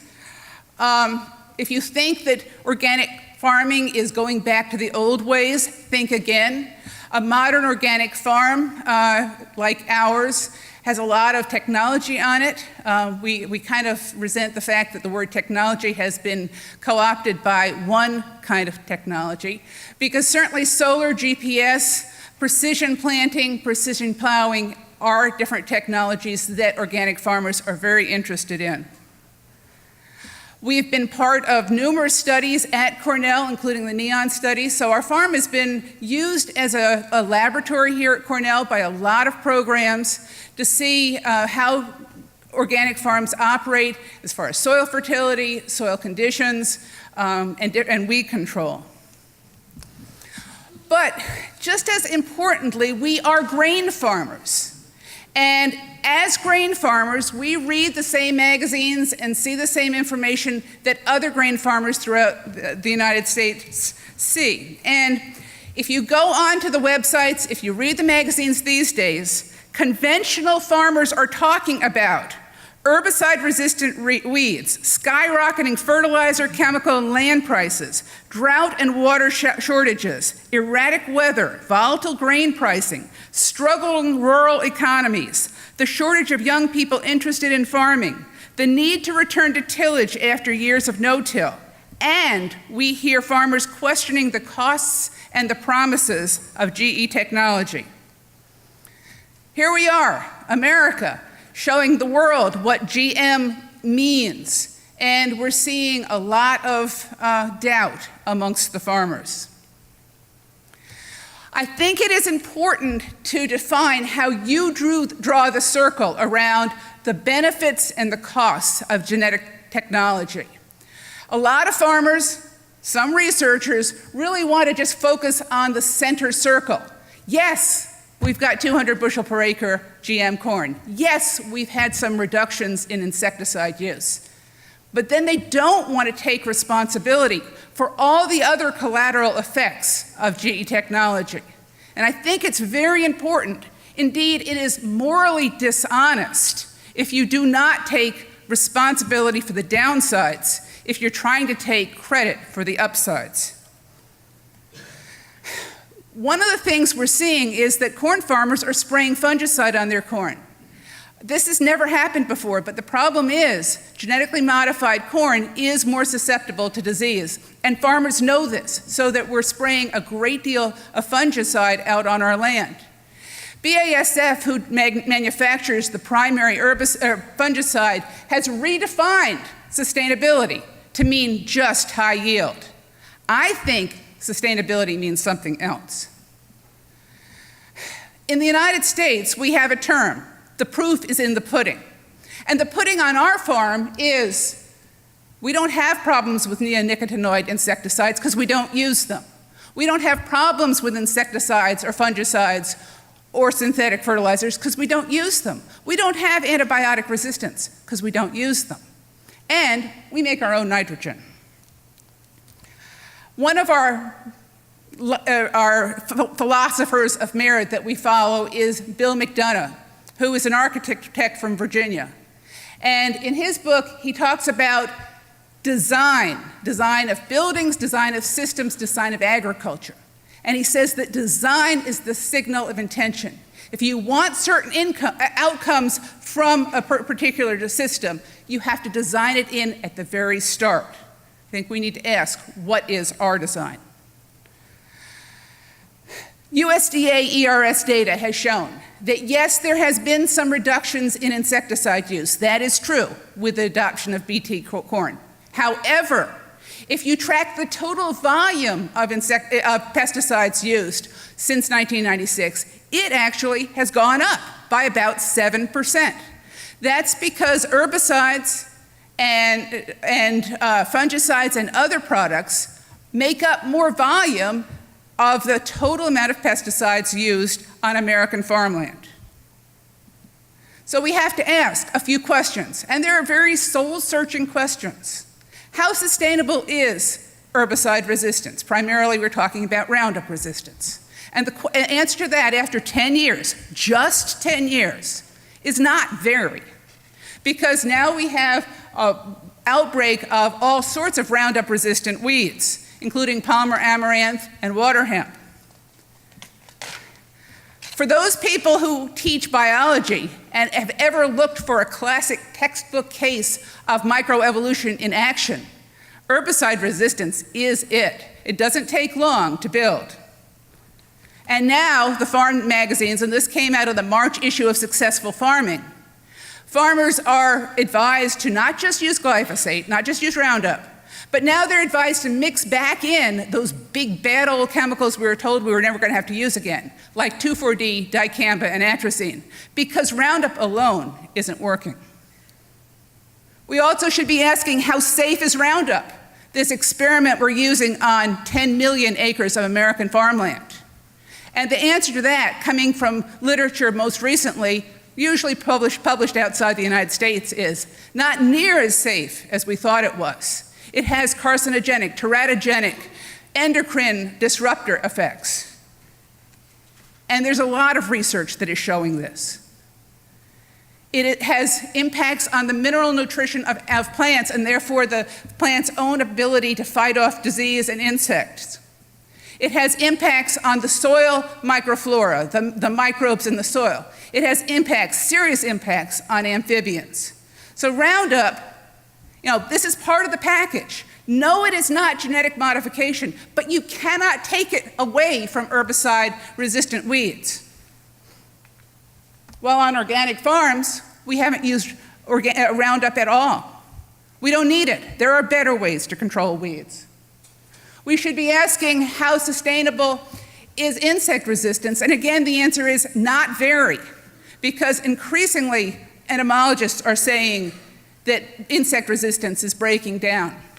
Mike Gray, an entomologist from Illinois, I was talking to this past week, and he's saying that out in Illinois, farmers are redefining IPM to mean insurance pest management. That means going out and spraying insecticide anyway, and not scouting. That's the way we used to do it. But on organic farms, we haven't used insecticides for 20 years. We don't need them.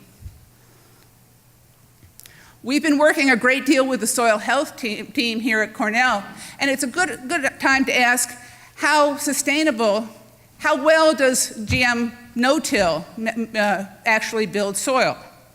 Again, the answer is, this is our farm, not very well.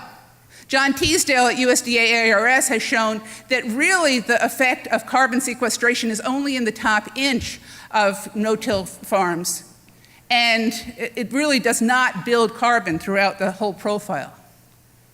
We should ask, how sustainable is the food security from GM crops? As the agribusiness has consolidated businesses, farmers are having less choice of companies to buy from.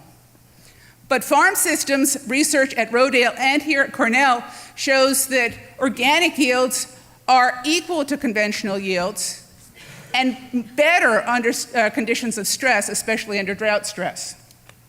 So I'm being told to stop.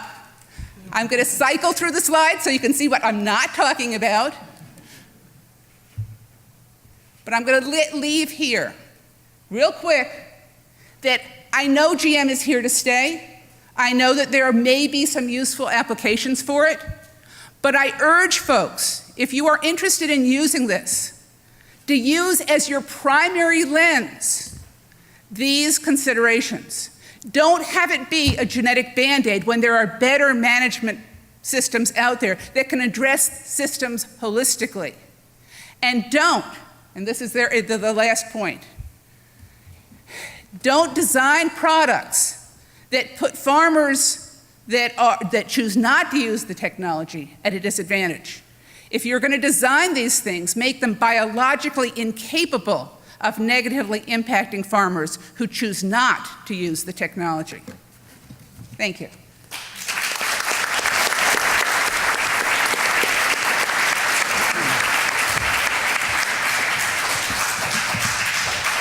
Thank you, Mary-Howell. Wendy Wolford is our next speaker. She's an associate professor of development sociology and international professor, as well as a field member in Latin American studies and international agriculture and rural development here at Cornell. Wendy's research interests include the political economy and geography of development, social movements and resistance, agrarian societies, political ecology, land use and land reform, critical ethnography, as well as with a regional concentration on Latin America, particularly on Brazil. Wendy's published widely and is a founding member of the Land Deals Politics Initiative, as well as the incoming Associate Director of Economic Development for the Atkinson Center for a Sustainable Future. Wendy.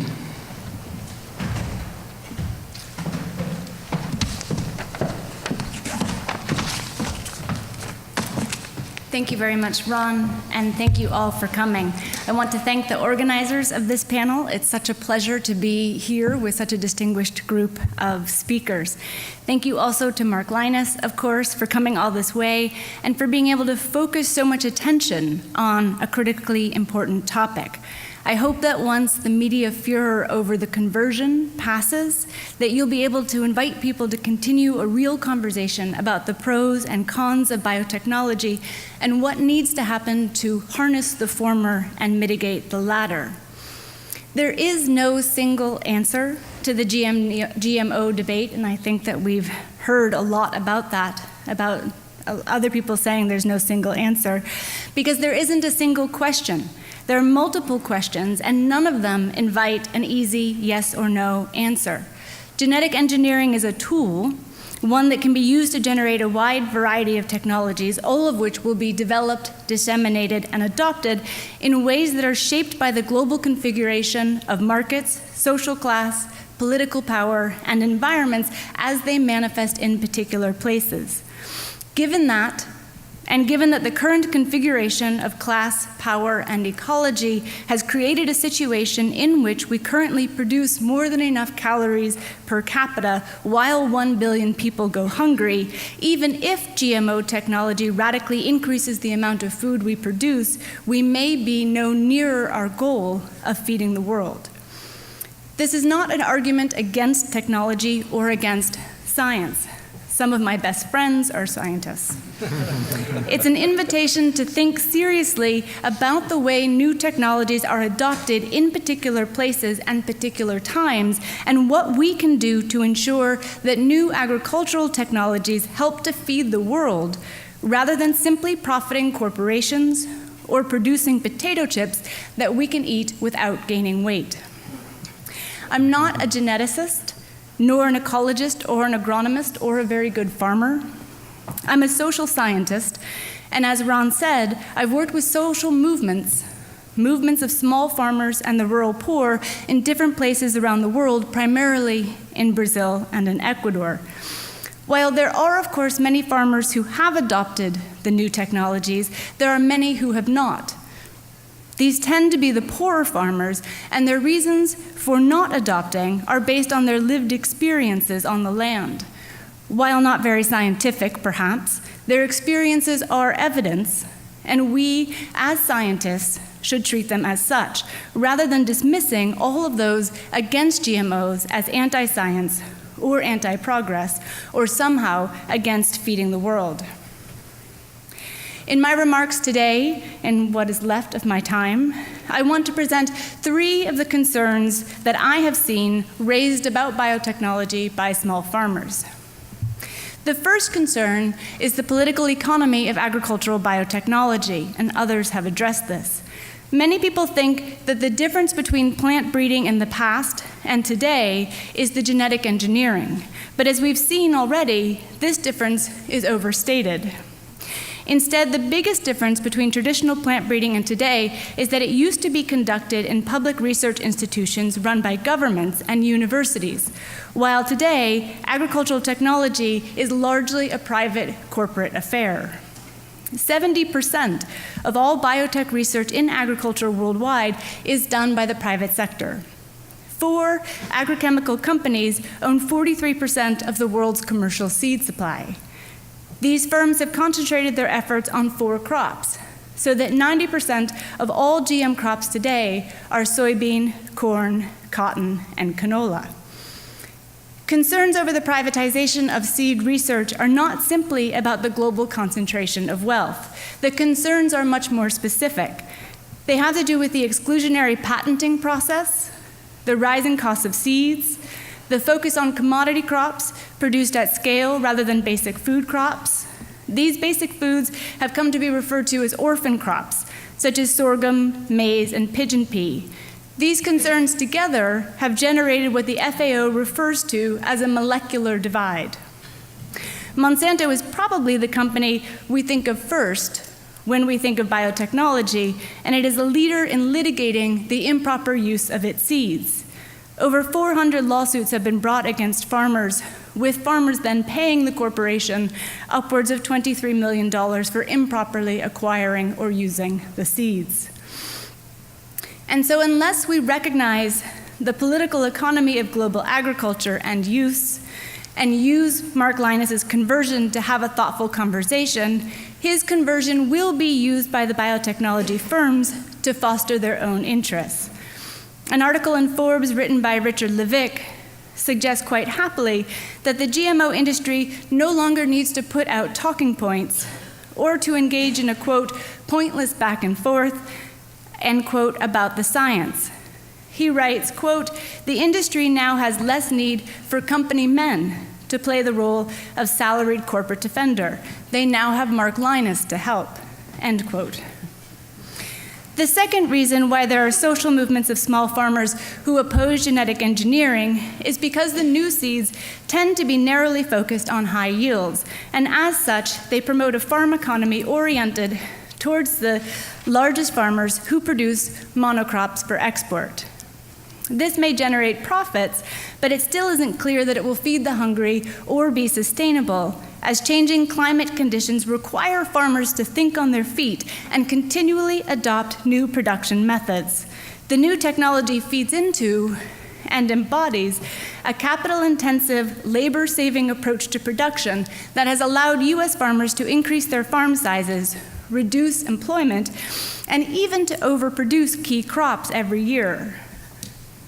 Surpluses generated by this system already flow across the globe in the form of cheap commodity crops and food aid.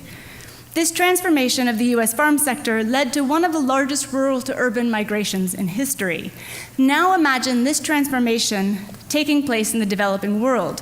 Where are the cities, the clean rivers, the infrastructure, the jobs that will employ the 2 billion small farmers who will find that their labor has been saved? These are things that we need to be thinking about. I've just come back from Mozambique, where Brazilian scientists are breeding new crops for large-scale agro-export.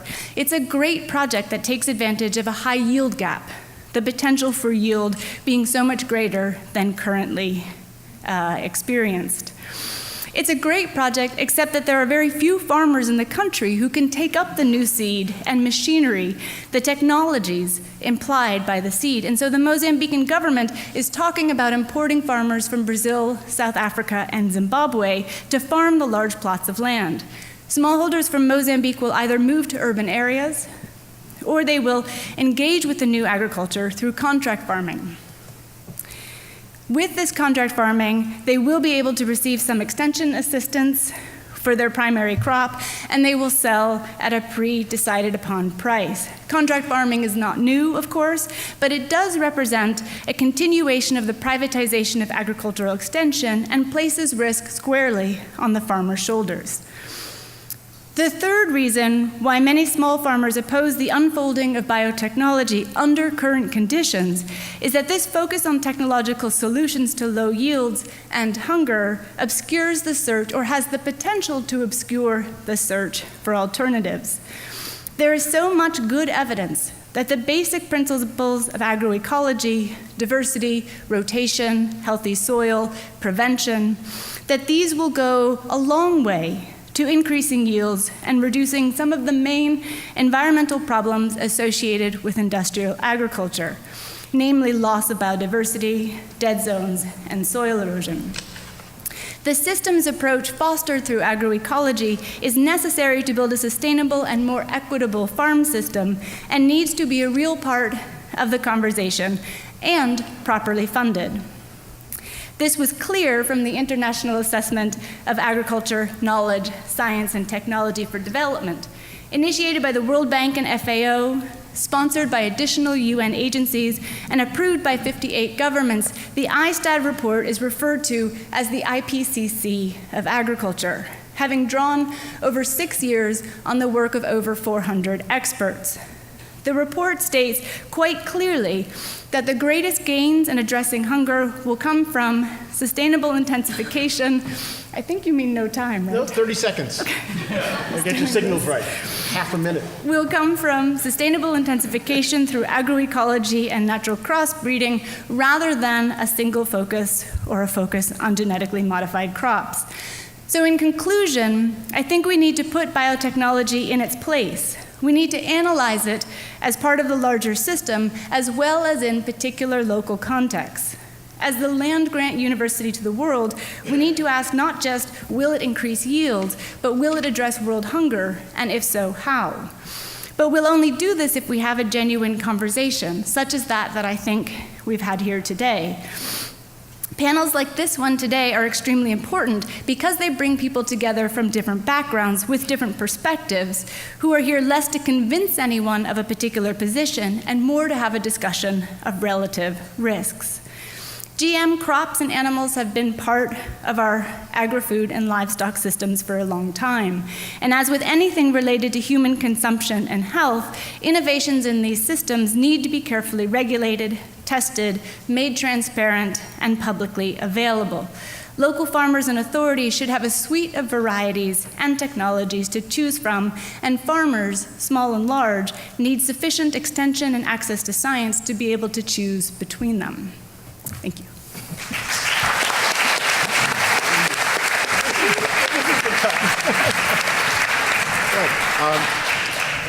We now have opportunity to ask questions of the panel, and I presume that Mark is willing to rejoin us. Yes? And as we do this, we are trying something new. We're going to display tweets. So if you are not a Twitter user, you will see tweets on this panel behind me.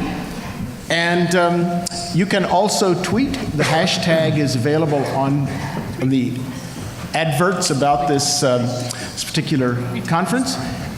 If we will have people come to the same microphones that we had before, and then we will proceed as we had previously. I think we can start with Deparna Roy. Hello, I wish to make 3 points. First of all, I wish to thank Mark Lynas and all the panelists and Professor Ron Herring for organizing and telling us about GMOs. The first point is, many years ago, I had the privilege of listening to Vandana Shiva at Ithaca College, and today I have the privilege of listening to Mark Lynas. I was thinking of ways to term Vandana Shiva and like descriptive terms for Vandana Shiva and Mark Lynas. And here the work of sociologist Lawrence Bush is very useful. They are basically rhetorical icons, or what I call lightning rods. So the moment you mention Vandana Shiva or Mark Lynas, you have people who are either pro them or against them. Vandana Shiva, of course, is anti-globalization, anti-Monsanto, anti-corporations, anti-GMOs, and Lord knows what anti is. And she's also pro-food sovereignty and seed sovereignty. So I'm interested in knowing how Mark Lynas would classify himself according to those descriptive terms I used. The second point is that, as far as my knowledge goes, there is no scientific consensus on BT brinjal in India. The problem with Vandana Shiva or Mark Lynas is that they keep on addressing each other, forgetting there is a state, there is democracy, and also there are a large number of public sector scientists in India. So as long as you don't have the public sector scientists in India and other places in your kitty bag, you're not going to make progress with biotech. And the third point is, this goes to panelists. We have heard a lot of talk about the Via Campesina in other conferences.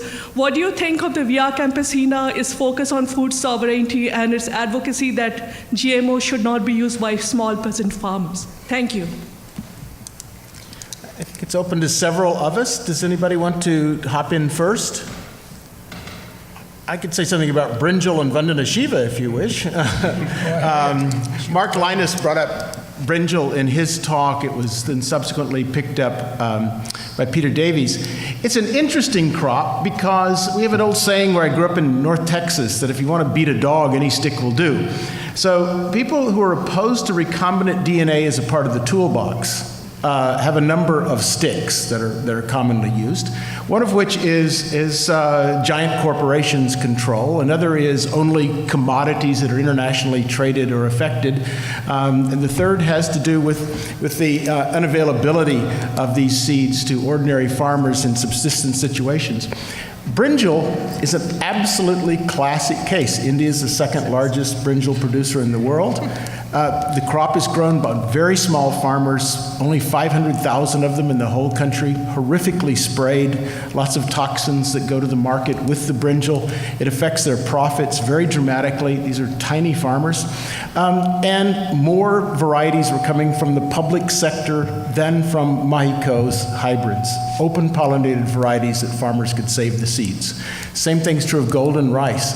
So the property stick that's used to beat crops actually doesn't apply. So I think the point about disaggregating and taking some kind of view of different cropping situations, different crops, different property regimes, and so on, is a very valuable one. But certainly, biofortification and crops like brinjal just do not fall prey to the kinds of rhetoric that one hears about them.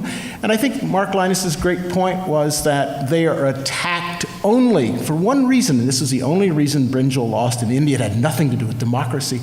The only reason brinjal lost in India is it was codified as an rDNA plant, even though India already has a mutagenically produced eggplant since 1975 that no one has ever noticed or had any connection worrying about whatsoever. So it's the rDNA component of this part of plant breeding that has caused an international movement to deny the fields, to burn the crops in the fields and the test trials, and to deny them to farmers. So, I would add that in the same way that DNA codes for proteins, to put it simplistically, GMO codes for all sorts of social concerns about corporate power and food sovereignty, as you said, and all of these things bring up, and try as you might to disaggregate them and say, okay, you should be able to be anti-Monsanto and pro-GMO BT brinjal being available to small farmers free of charge in India.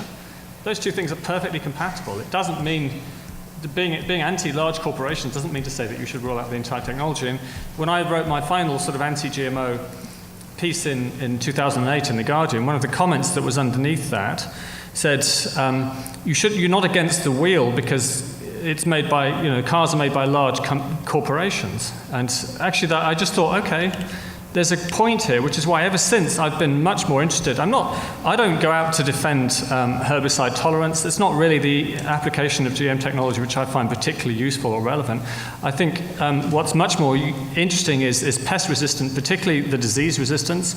My dad's actually an organic farmer in Wales, and they lost all of their potato crop to late blight, to Phytophthora this year because it was a particularly wet year. There are GMO blight-resistant varieties in production, which would be perfect for organic farmers because they don't have access to the fungicide sprays which are used on conventional crops. But of course you can't use it because it's GMO, and it's that arbitrary distinction which I think is just meaningless. GMOs would be perfect for organic systems because you're trying to find ways which don't use those chemicals. Yes, please. Tony Shelton. So I found actually that I agree with many of the different arguments that you all make. I don't agree with all of them, but each person presented certain facets very, very well. One thing I'd like to ask Mark Lynas was, he said one of the problems is, it's like that old Cool Hand Luke story of failure to communicate. And that's what really got genetic engineering into a real bind. So whose failure is it? Is it the scientists to communicate? Is it the public to understand science? Is it the environment that our education system is? There was a wonderful survey some years ago. It said 50% of the people who eat, and we all eat, said that they did not want to eat genes in their food. And that really showed a real problem in the educational system. But, where is this communication failure? And how can we get over it?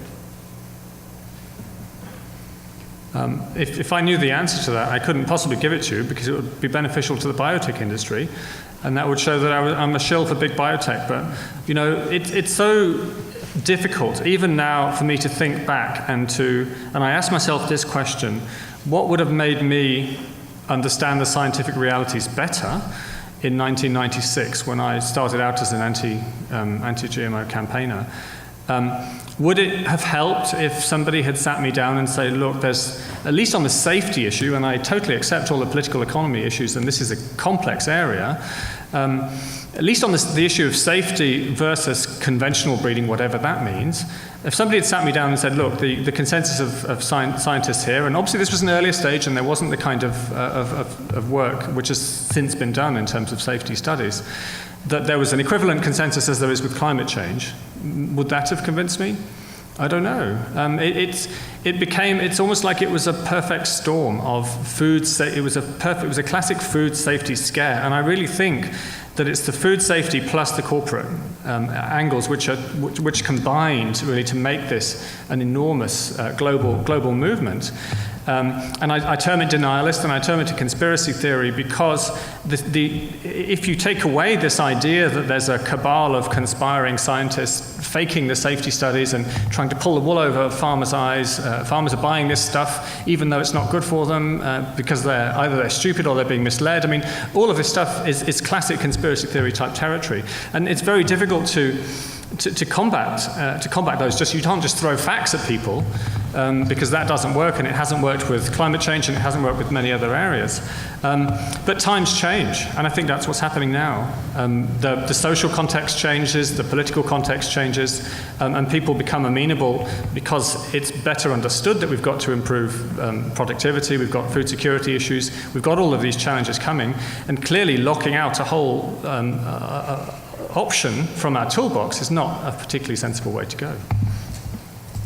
Tony, one of the things that I think we should be very conscious of is that reality is not just a snapshot at one time.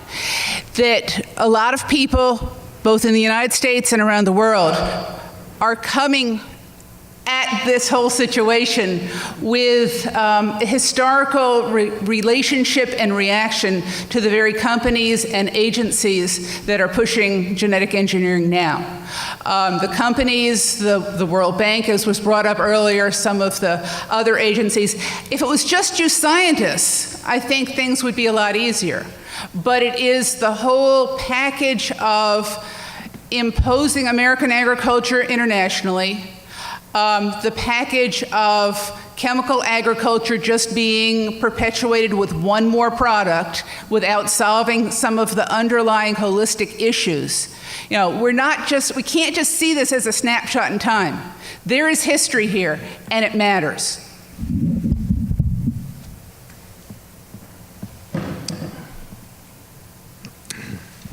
Yes, Faye. Actually, that was a very good segue. Because one of the things that we don't have on this panel are people that their organic crop has been infected by the GE crops. Most of the lectures I've been to here at Cornell are very pro-GMO, and it's very telling because Cornell gets funding from Monsanto. That's very well known. But in order to have that discussion that people have been speaking about, that level discussion, is we need the other players. We need the other people that are being affected because there are farmers going out of business. A lot more organic farmers are going to be going out of business. I mean, we haven't talked about how the cross-pollination is doing that. Okay, there's a lot of issues that we haven't talked about here. And when we talk about fairness, these are the things we have to talk about. If you want to win me over, let's say, you have to be talking about these issues. Now, a lot of people do care about global warming.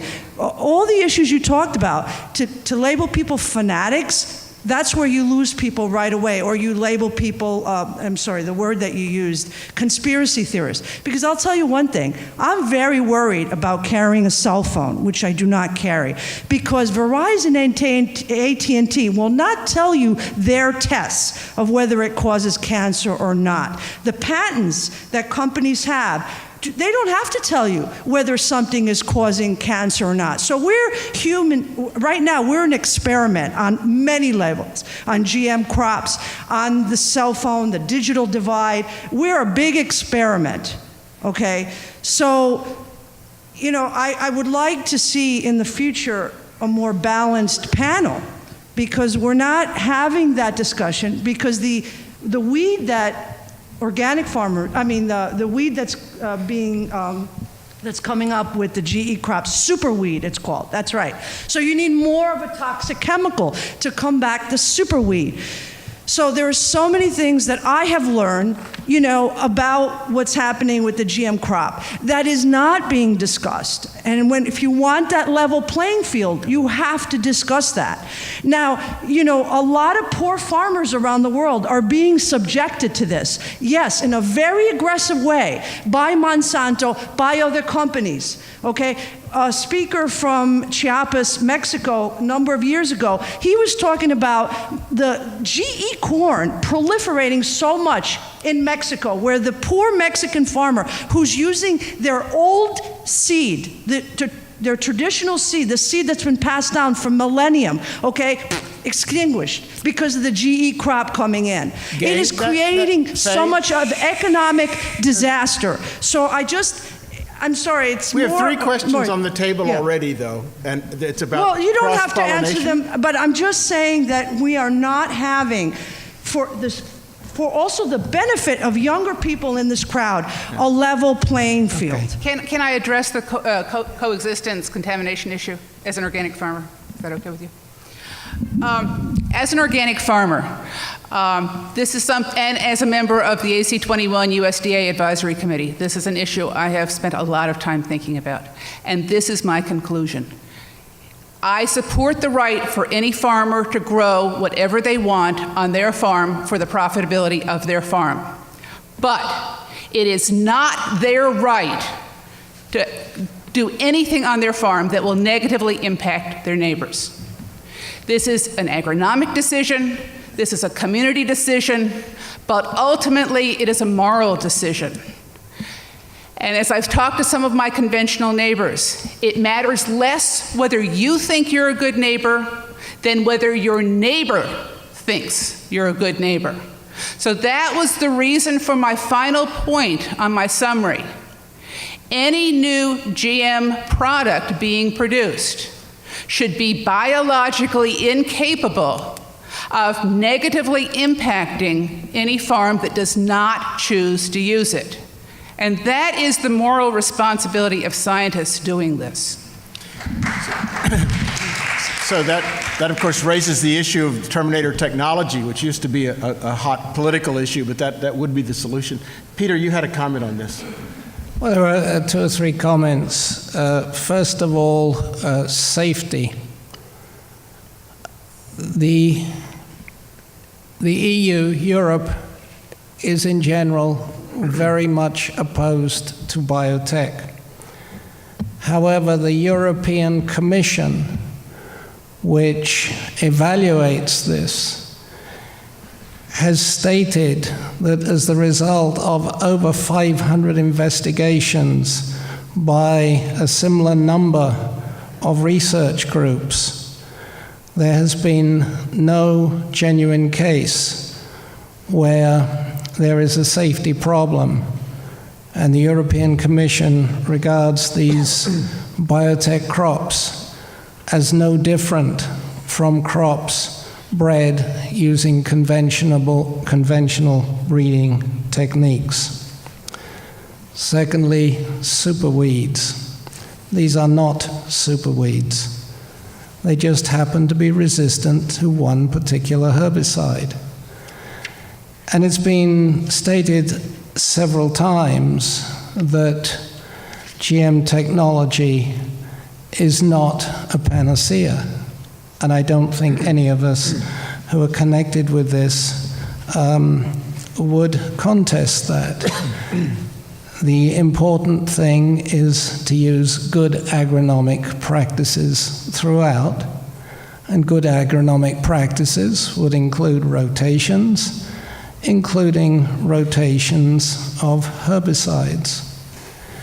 And the one advantage of the herbicide that is primarily used in conjunction with herbicide resistance, it is a much safer herbicide than the older herbicides on the market.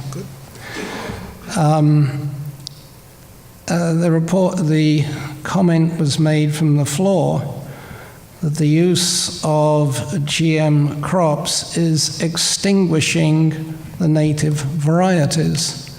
That is not true in any way. GM crops do not extinguish the native varieties. Now, let's say you have an insect-resistant crop, and the insect-resistant gene moved. The other characteristics would not be any different. And this is no different from two different varieties being grown next to each other. There is a possibility of interchange of genes. If the farmers concerned do not wish the genes to be interchanged, then certainly they should be separated by a certain distance. But this doesn't make any difference whatsoever whether it's a biotech crop or not. If you have two varieties with different characteristics and you don't want them to interchange, you have to separate them. So this is not something that is exclusive to biotech crops. I wanted to just clarify a little bit, just while we're on the topic of safety, and see if maybe something that actually the whole panel roughly falls where I do, but I'm not sure, so I thought I'd mention it. So Mark himself talked about with transgenics, you can do almost anything. So you have to be concerned about things like allergens and toxins, of course, getting into the food system, and regulation is appropriate there to be monitoring those things. In terms of hybridization of transgenic crops with related species or subspecies, possibly of weeds, that's theoretically possible.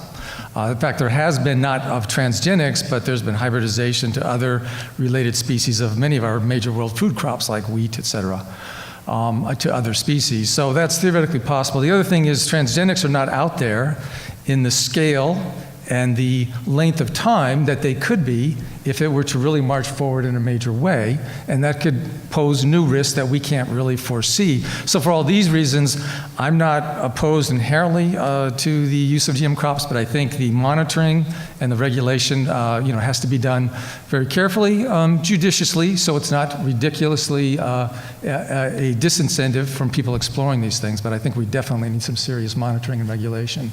I don't know where the rest of the panel actually falls on that. Margaret. I'll just comment very briefly, and it was actually something that Lynas said first. I think it's really important that we consider these things on a case-by-case basis, because any technology can be used in many ways. You can use it for something that really, on balance, when you evaluate it carefully and using a large circle of evaluation, could be very positive, or it could be negative. So I think we really do need to think about those things on a case-by-case basis, and that's some of what I heard in Dave's comments. And just to add to that, a plant science friend of mine who shall remain nameless once asked the key person in the UK, one of the UK organic certification bodies, if you had a crop which was produced by transgenics and one which wasn't, and they had an identical genome, and you could tell you could sequence the entire genome, all 2 billion base pairs of it, you could find out that they're absolutely identical, but one was transgenic and the other wasn't.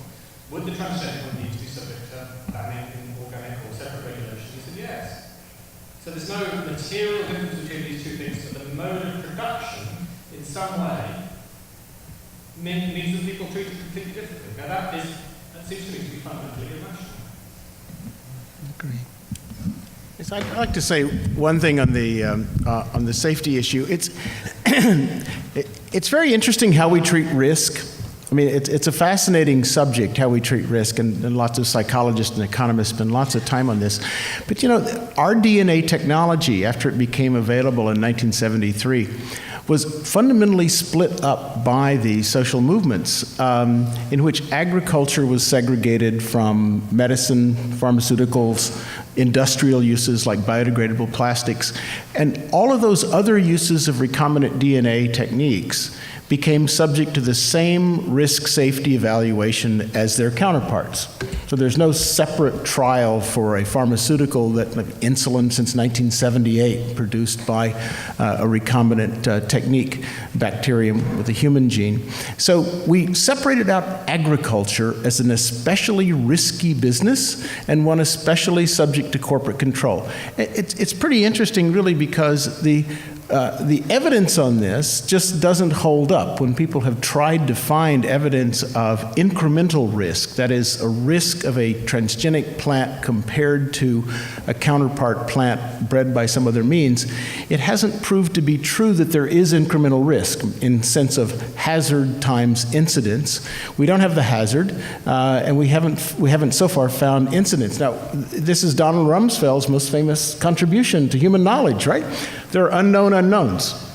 Absolutely true. And if you've ever picked up a little bottle of prescription drugs, it lists all the things that might happen to you if you ingested those pills. One of the students in our class said, well, yeah, but you don't take a pill every day. And I said, that's because you're 25 years old, you know? So, in fact, we are constantly weighing risk against utility. And in pharmaceuticals and medicines, vaccines, and in bioindustrial products, we've decided that the risk-benefit calculus will determine what level of regulation and monitoring we'll have. But only in agriculture do we have absolute prohibitions, rather than treating it like surgery or air travel or consumption of pharmaceuticals, in which we weigh risk regularly, quite in a calculated way. And I think what is offensive to me personally about the kinds of organizations that Mark talks about is that they say we as Europeans can make rational calculations about cost benefits. We will decide whether we want to use a pharmaceutical produced by a recombinant plant or a recombinant animal, but these third world peasants are incapable of rational cost-benefit calculation, and we want them to ban everything that has any transgenic content. So that, to me, is a politically skewed conceptualization of what is risky and what we do about risk as social actors. I just want to comment on Mark's impression of organic irrationality. Two things. One little known fact, Norman Borlaug's family farm in northeast Iowa is now being farmed organically. Kind of important to this place. But to talk about whether or not organic farmers are being irrational when they choose not to use GM technology. I don't like lima beans. I'm not afraid of them. I am not allergic to them. I don't like them. So I don't eat them. I choose not to. Other people feel that way about oysters or peanuts. But I think people need to be given the choice to make the choice. That includes labeling. That includes farming the way they want to. That includes making decisions as countries or groups whether or not this technology is something they want to use. It doesn't mean they're afraid of them. It doesn't mean there's a conspiracy out there. It means they're making a choice, and that's okay. I don't like lima beans, and I never will. That may be a good point at which to proceed to a reception. We won't have any. Oh, there's somebody else. Sorry. There's someone standing waiting. Sorry, I didn't see you because you have a dark I'm jacket. short. I get that a lot. It's okay. No. Pull down the microphone. Yeah. I had a question, and this was mentioned briefly by Professor Wolfe about sort of the scale, and I think that's an important question in terms of the time scale, and that's something that I focus on when I'm trying to think about this debate, which is really complex, and there's a lot of questions to it. But in terms of the sort of speed of change when you're using genetic engineering technology versus conventional breeding, and how that may affect other parts of an agroecosystem in terms of the speed of change that's happening in terms of an expressed trait and how that impacts other, like I said, other organisms, but also within the social context in terms of profitability and choices. And I know somebody had brought up Via Campesina, and I was wondering if you could also follow up on that. That wasn't talked about before. Thank you. Just a comment on speed of change. Golden rice was developed by the year 2000. And this is to improve the nutrition of people in Southeast Asia, where the lack of vitamin A leads to many hundreds of thousands of people being blind or having vision problems. We are now 13 years later. It is still not available. And it is not available in large part because of the opposition to golden rice.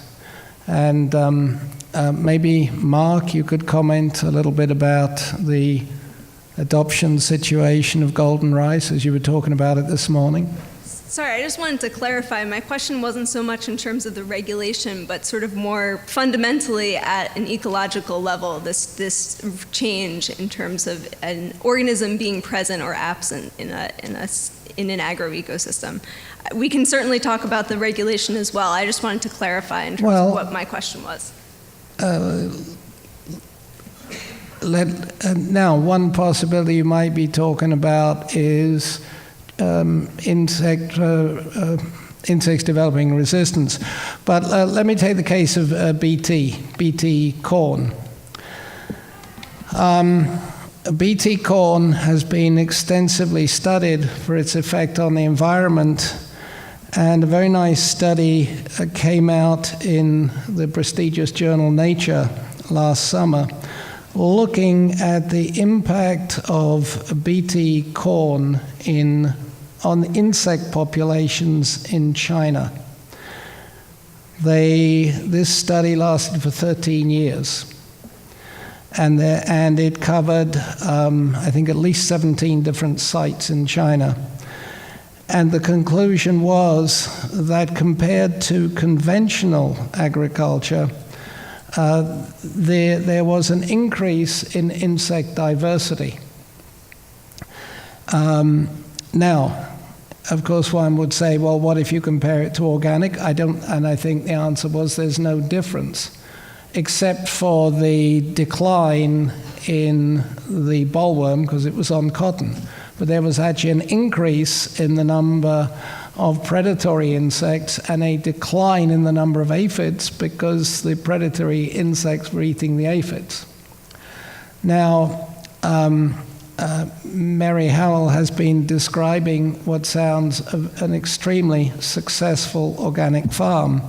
And it certainly sounds wonderful, and I've seen pictures of it. However, the statistics on many analyses are that, on average, organic farms only have yields of 2/3 a conventional farm. Now, I believe Mary-Howell's farm is higher, but that is the statistics, and that has been published in prestigious journals. So, given that, we have two alternatives. You either go to conventional agriculture where you spray insecticides in large amounts, leading to toxicity to the farmers' children, because in developing countries, it's often the children that do the spraying. Take our eggplant, that's received, by the time it reaches market, it's had 20 applications of insecticide. So you're impacting both the farmer and the consumer. And your alternative here is to use crops that are naturally insect resistant and do not need this extent of spraying. So given the choice, that's what I would far rather go with. This, as I said, has now been examined for, in the case I quoted you, 13 years for the effect on the ecology, and is found, in fact, to be beneficial to the ecology. Question over here? Yeah. So this is a question mostly for Mary-Howell. Mary, I think you're holding GM technology to too high a standard in saying that there should be zero risk of impacting neighbours. I think that the analogy is that you're saying you can't solve every problem, so we shouldn't go about solving lots of them. But I appreciate the position you're in on this panel as like the realist, as the farmer. But I think that in reality, the farming conditions in upstate New York are far more privileged compared to those in lots of developing countries, and I don't think you'd disagree with that. And I think you're right, we don't need GM here in upstate New York. But I guess what I have is not so much a question, but more a request that I hope you would please tell me that you believe that there is some place for GM in going about solving the world's food crisis problems. I never said there was no place. There are vines in the vineyard in Geneva at the experiment station that are the result of my finger touching the Gene Gunn's trigger. I have done this. I come from the mirror image to Mark, where I was a genetic engineer and have looked at it critically from a scientific perspective and seen things to criticize. I don't say that there is no place for certain types of developments, and I think Margaret put her finger on some of the concerns of, who pays for something that is not a commercial benefit to a large company, and who benefits. And I think that, truly, if this eggplant is something that cuts down on insecticides, I'd support it. I'd also support golden rice if it hadn't come out with such a huge amount of fanfare rather prematurely. Because I think when we look at something like golden rice, a lot of the farms that this would be directed to are very small, on average maybe 3 to 4 acres. Funny thing about land, if you grow rice on it, you're not growing anything else on it. And I am concerned that it might displace other crops. Another funny thing is that in areas where there is vitamin A deficiency, oftentimes there's also other micronutrient, other vitamin deficiencies, and golden rice, for all I know, only supplies one. So what I would urge is, if we're going to look at GM crops, they need to be in a holistic manner, that we aren't using them as genetic band-aids to bigger agricultural and societal issues, political issues, but look at them as a piece of the whole that could be valuable, but not as the only thing that is valuable.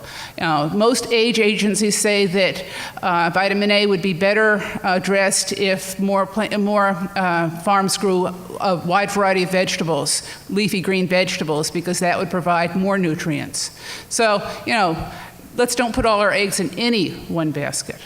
Does somebody want to respond to Toby's tweet up here that says, if I can read it, organic certified pesticides toxic to bees, pyrethrin, sabadilla, rotenone, toxicity levels that would prevent non-organic approval? It's the tweet from... I can't see. Oh, you can't see. Sorry. I didn't even understand it. Well, here it is. You can read this while we have our next question. The one from Toby. Okay, so to hopefully provoke a little bit of discussion here, actually amplifying some comments from earlier, talking about leveling the playing field and maybe breaking out of cycles of negative feedback loops.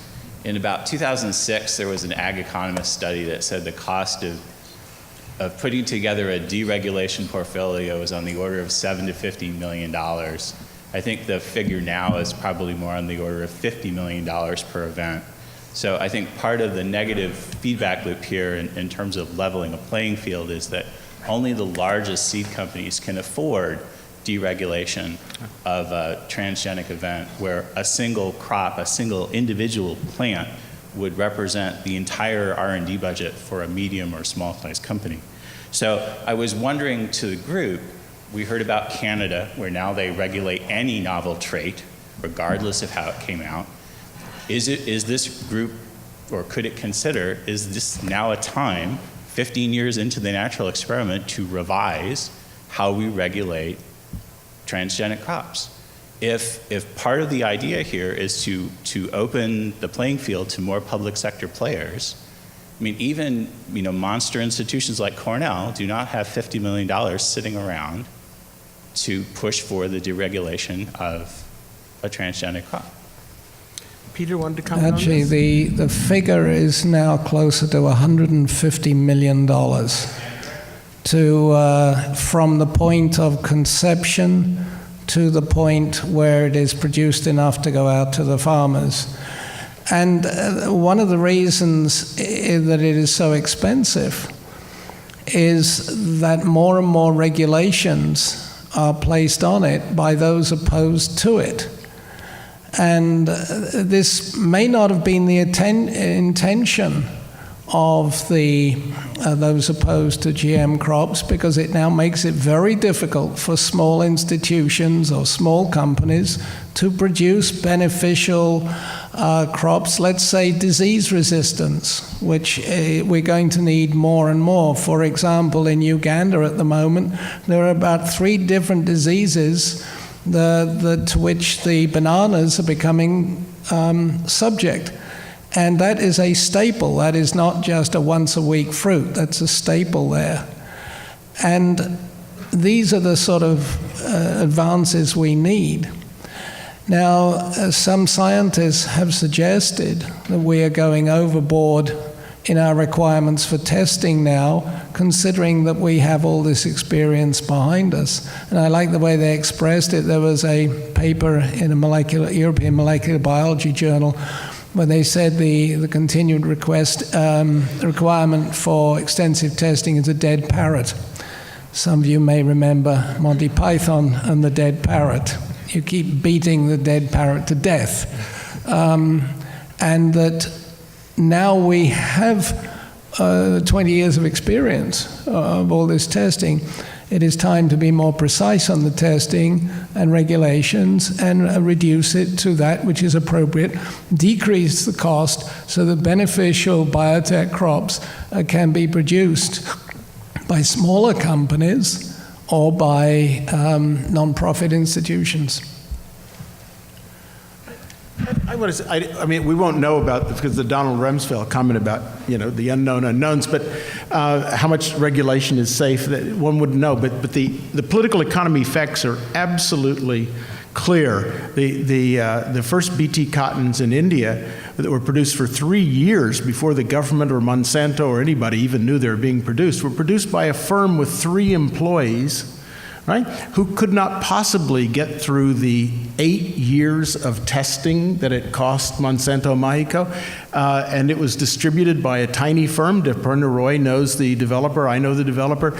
These were kind of underground illegal seeds that the government banned because they hadn't been through the biosafety procedures. So even though Vandana Shiva writes about patents on BT cotton, there was no patent on BT cotton. The reason that Mexico Monsanto did better than other people was simply because they had the only cotton that got through the biosafety hurdles, which was 8 years, and I don't know how many thousands or millions of dollars it cost them, but I know that Navarrete Seeds could not afford that, and that's why they took their BT cotton to the market underground, and it spread like wildfire, right? So that was not a function of a patent regime. It was a function of a biosafety regime, and the tighter you make a biosafety regime, the harder you make it for public sector plants or public sector scientists or individual startups or small mom and pop seed firms like Navarrete Seeds to enter into competition and to bring new ideas into the toolbox.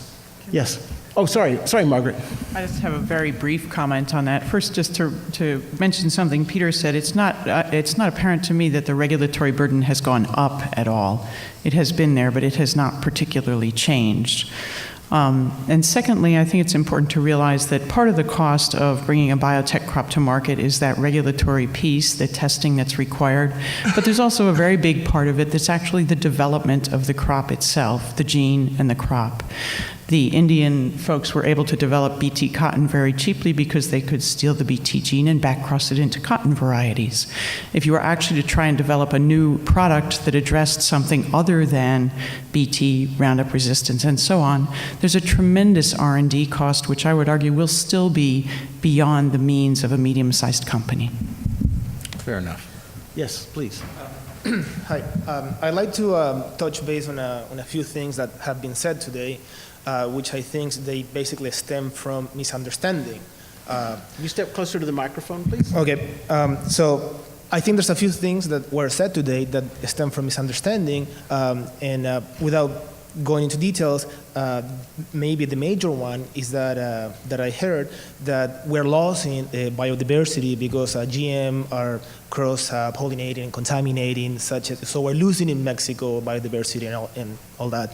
Well, so there's a few things to be said about that, which is not true at all, by the way, because there's studies that show that pollen does not travel more than 150 kilometers. Okay, so this is GM pollen that will not go from Texas or anywhere to Mexico. These are studies, for example, from the Max Planck Institute in Germany. Also, we have there's something that called germoplasm. Okay, so what we do, we collect seeds, potatoes, or any part of the plant that we will use later on, and we keep that in a safe place so that we don't mix with any other pollen, whether it's GMO or not. There's also a few things, another thing that I like to point out here today is that we are falling now into a part of the dialogue that goes beyond the biology itself and goes more into the political issue. And I think it's fine because this needs to be addressed on a political issue. We have enough background in biology, we have enough science behind this proving that this is a technology, it is a tool within a toolbox that need to be used in a smart way. Now, we have the problem that it's extremely expensive, like you guys were talking about, to deregulate some of this product. How do we tackle that? I think that's the next question that maybe in 2 years we should be talking about here. We have enough scientific paper peer reviews saying that this is safety, and this is not Monsanto related. So the next step, I think, is going to be talk about, okay, how do we make this more affordable for universities like Cornell that do not have $100 million to deregulate a GMO. Lastly, I think the focus should also be, a lot of BU folks have brought up the issue about small farmers. And small farmers, they want to go organic apparently, they don't want GMO. Well, let's take a look at what's going on in the world. Because if you go to southern Brazil, what's happening is that people are smuggling GM soya from Argentina. Okay, these are poor farmers doing that. If you go to India, they're smuggling all the type of GMOs into, so it comes to, well, do we want to, because here we are in North America, right, the wealthy part of the world, that is controlling what's happening in the south, in the poor south part of the world. I'm from the south part. I'm from a third country world. So I saw this. Okay, I come from a family that is an agricultural family down there in Chile. So when some people here say that poor farmers do not want GMO. That is not true. That is not correct. We have seen the opposite, actually. So I think it's important, and I think Lynas said this, we need to give them the choice. If they want to grow GM, well, do it. But why are we here in the northern hemisphere controlling, dictating what should be happening in the south? You want to talk about plant imperialism? Yes. Can I answer? Yeah, I know we're over time, and it's been a long afternoon, a long panel. There are certainly poor farmers, small farmers around the world who are using and who want to use GM technologies. And I didn't mean to suggest that there aren't. I mean to suggest that there are certainly also social movements of small farmers made up of some of the same kinds of farmers who are working on small plots of land, 5 hectares to 25 hectares, who also want to have a different voice in the conversation, who aren't necessarily adopting the technologies, and who are fighting against the decline in public funding for agricultural research and extension that would benefit some of the farm technologies that they're currently using. So I think that paying attention to the arguments on both sides is necessary. Somebody referenced, Deb Parna-Roy referenced Via Campesina earlier.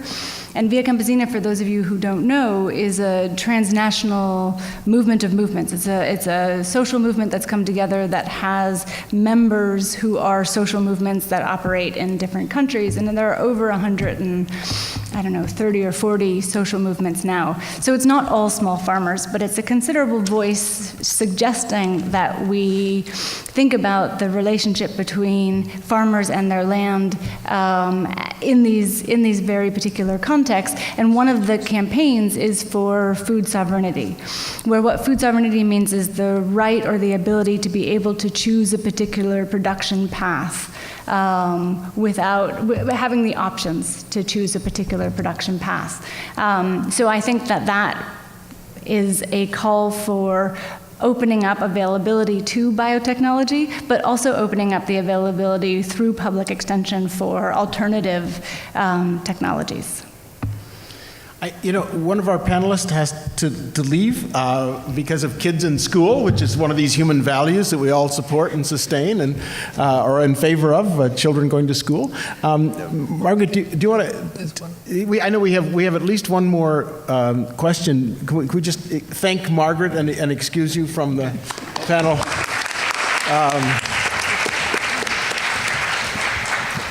Thank you so much. Yeah. Okay, and now we have a question. Yes. Yes, my question is about the organic yields, because you mentioned the organic yields and that they tend to be lower on average. And my question is just how much money has been invested in organic research so far? Because I just know from the European situation it's not that good, so I would be interested in the American situation. You make a very good point. Although I will commend Cornell for putting a lot of effort into research that may not necessarily be labeled organic, but is very pertinent to organic systems, and I thank Cornell for that, and everybody in New York does. However, obviously, a great deal less attention and money and skilled scientists have spent their time on organic systems than on conventional. This needs to change. What we have seen, though, and I think this is really important, is there is a huge range in yields on conventional farms. There's a large range of yields on organic farms. There's probably less difference in yield between the best managed organic and the best managed conventional than within the systems. We're talking about farmers. And I think what we need to really recognize is that there's room for improvement on both, but that it's really not the system that determines the yield as much as it is the farmer. I think that's a superb way to end this discussion. It all comes down to someone making a choice on his or her farm about his or her production technologies and seeds, and that many of us probably should have some hubris taken away from us and stand back from that and respect farmers' decisions. I think we have Sarah to make an announcement about food and drink.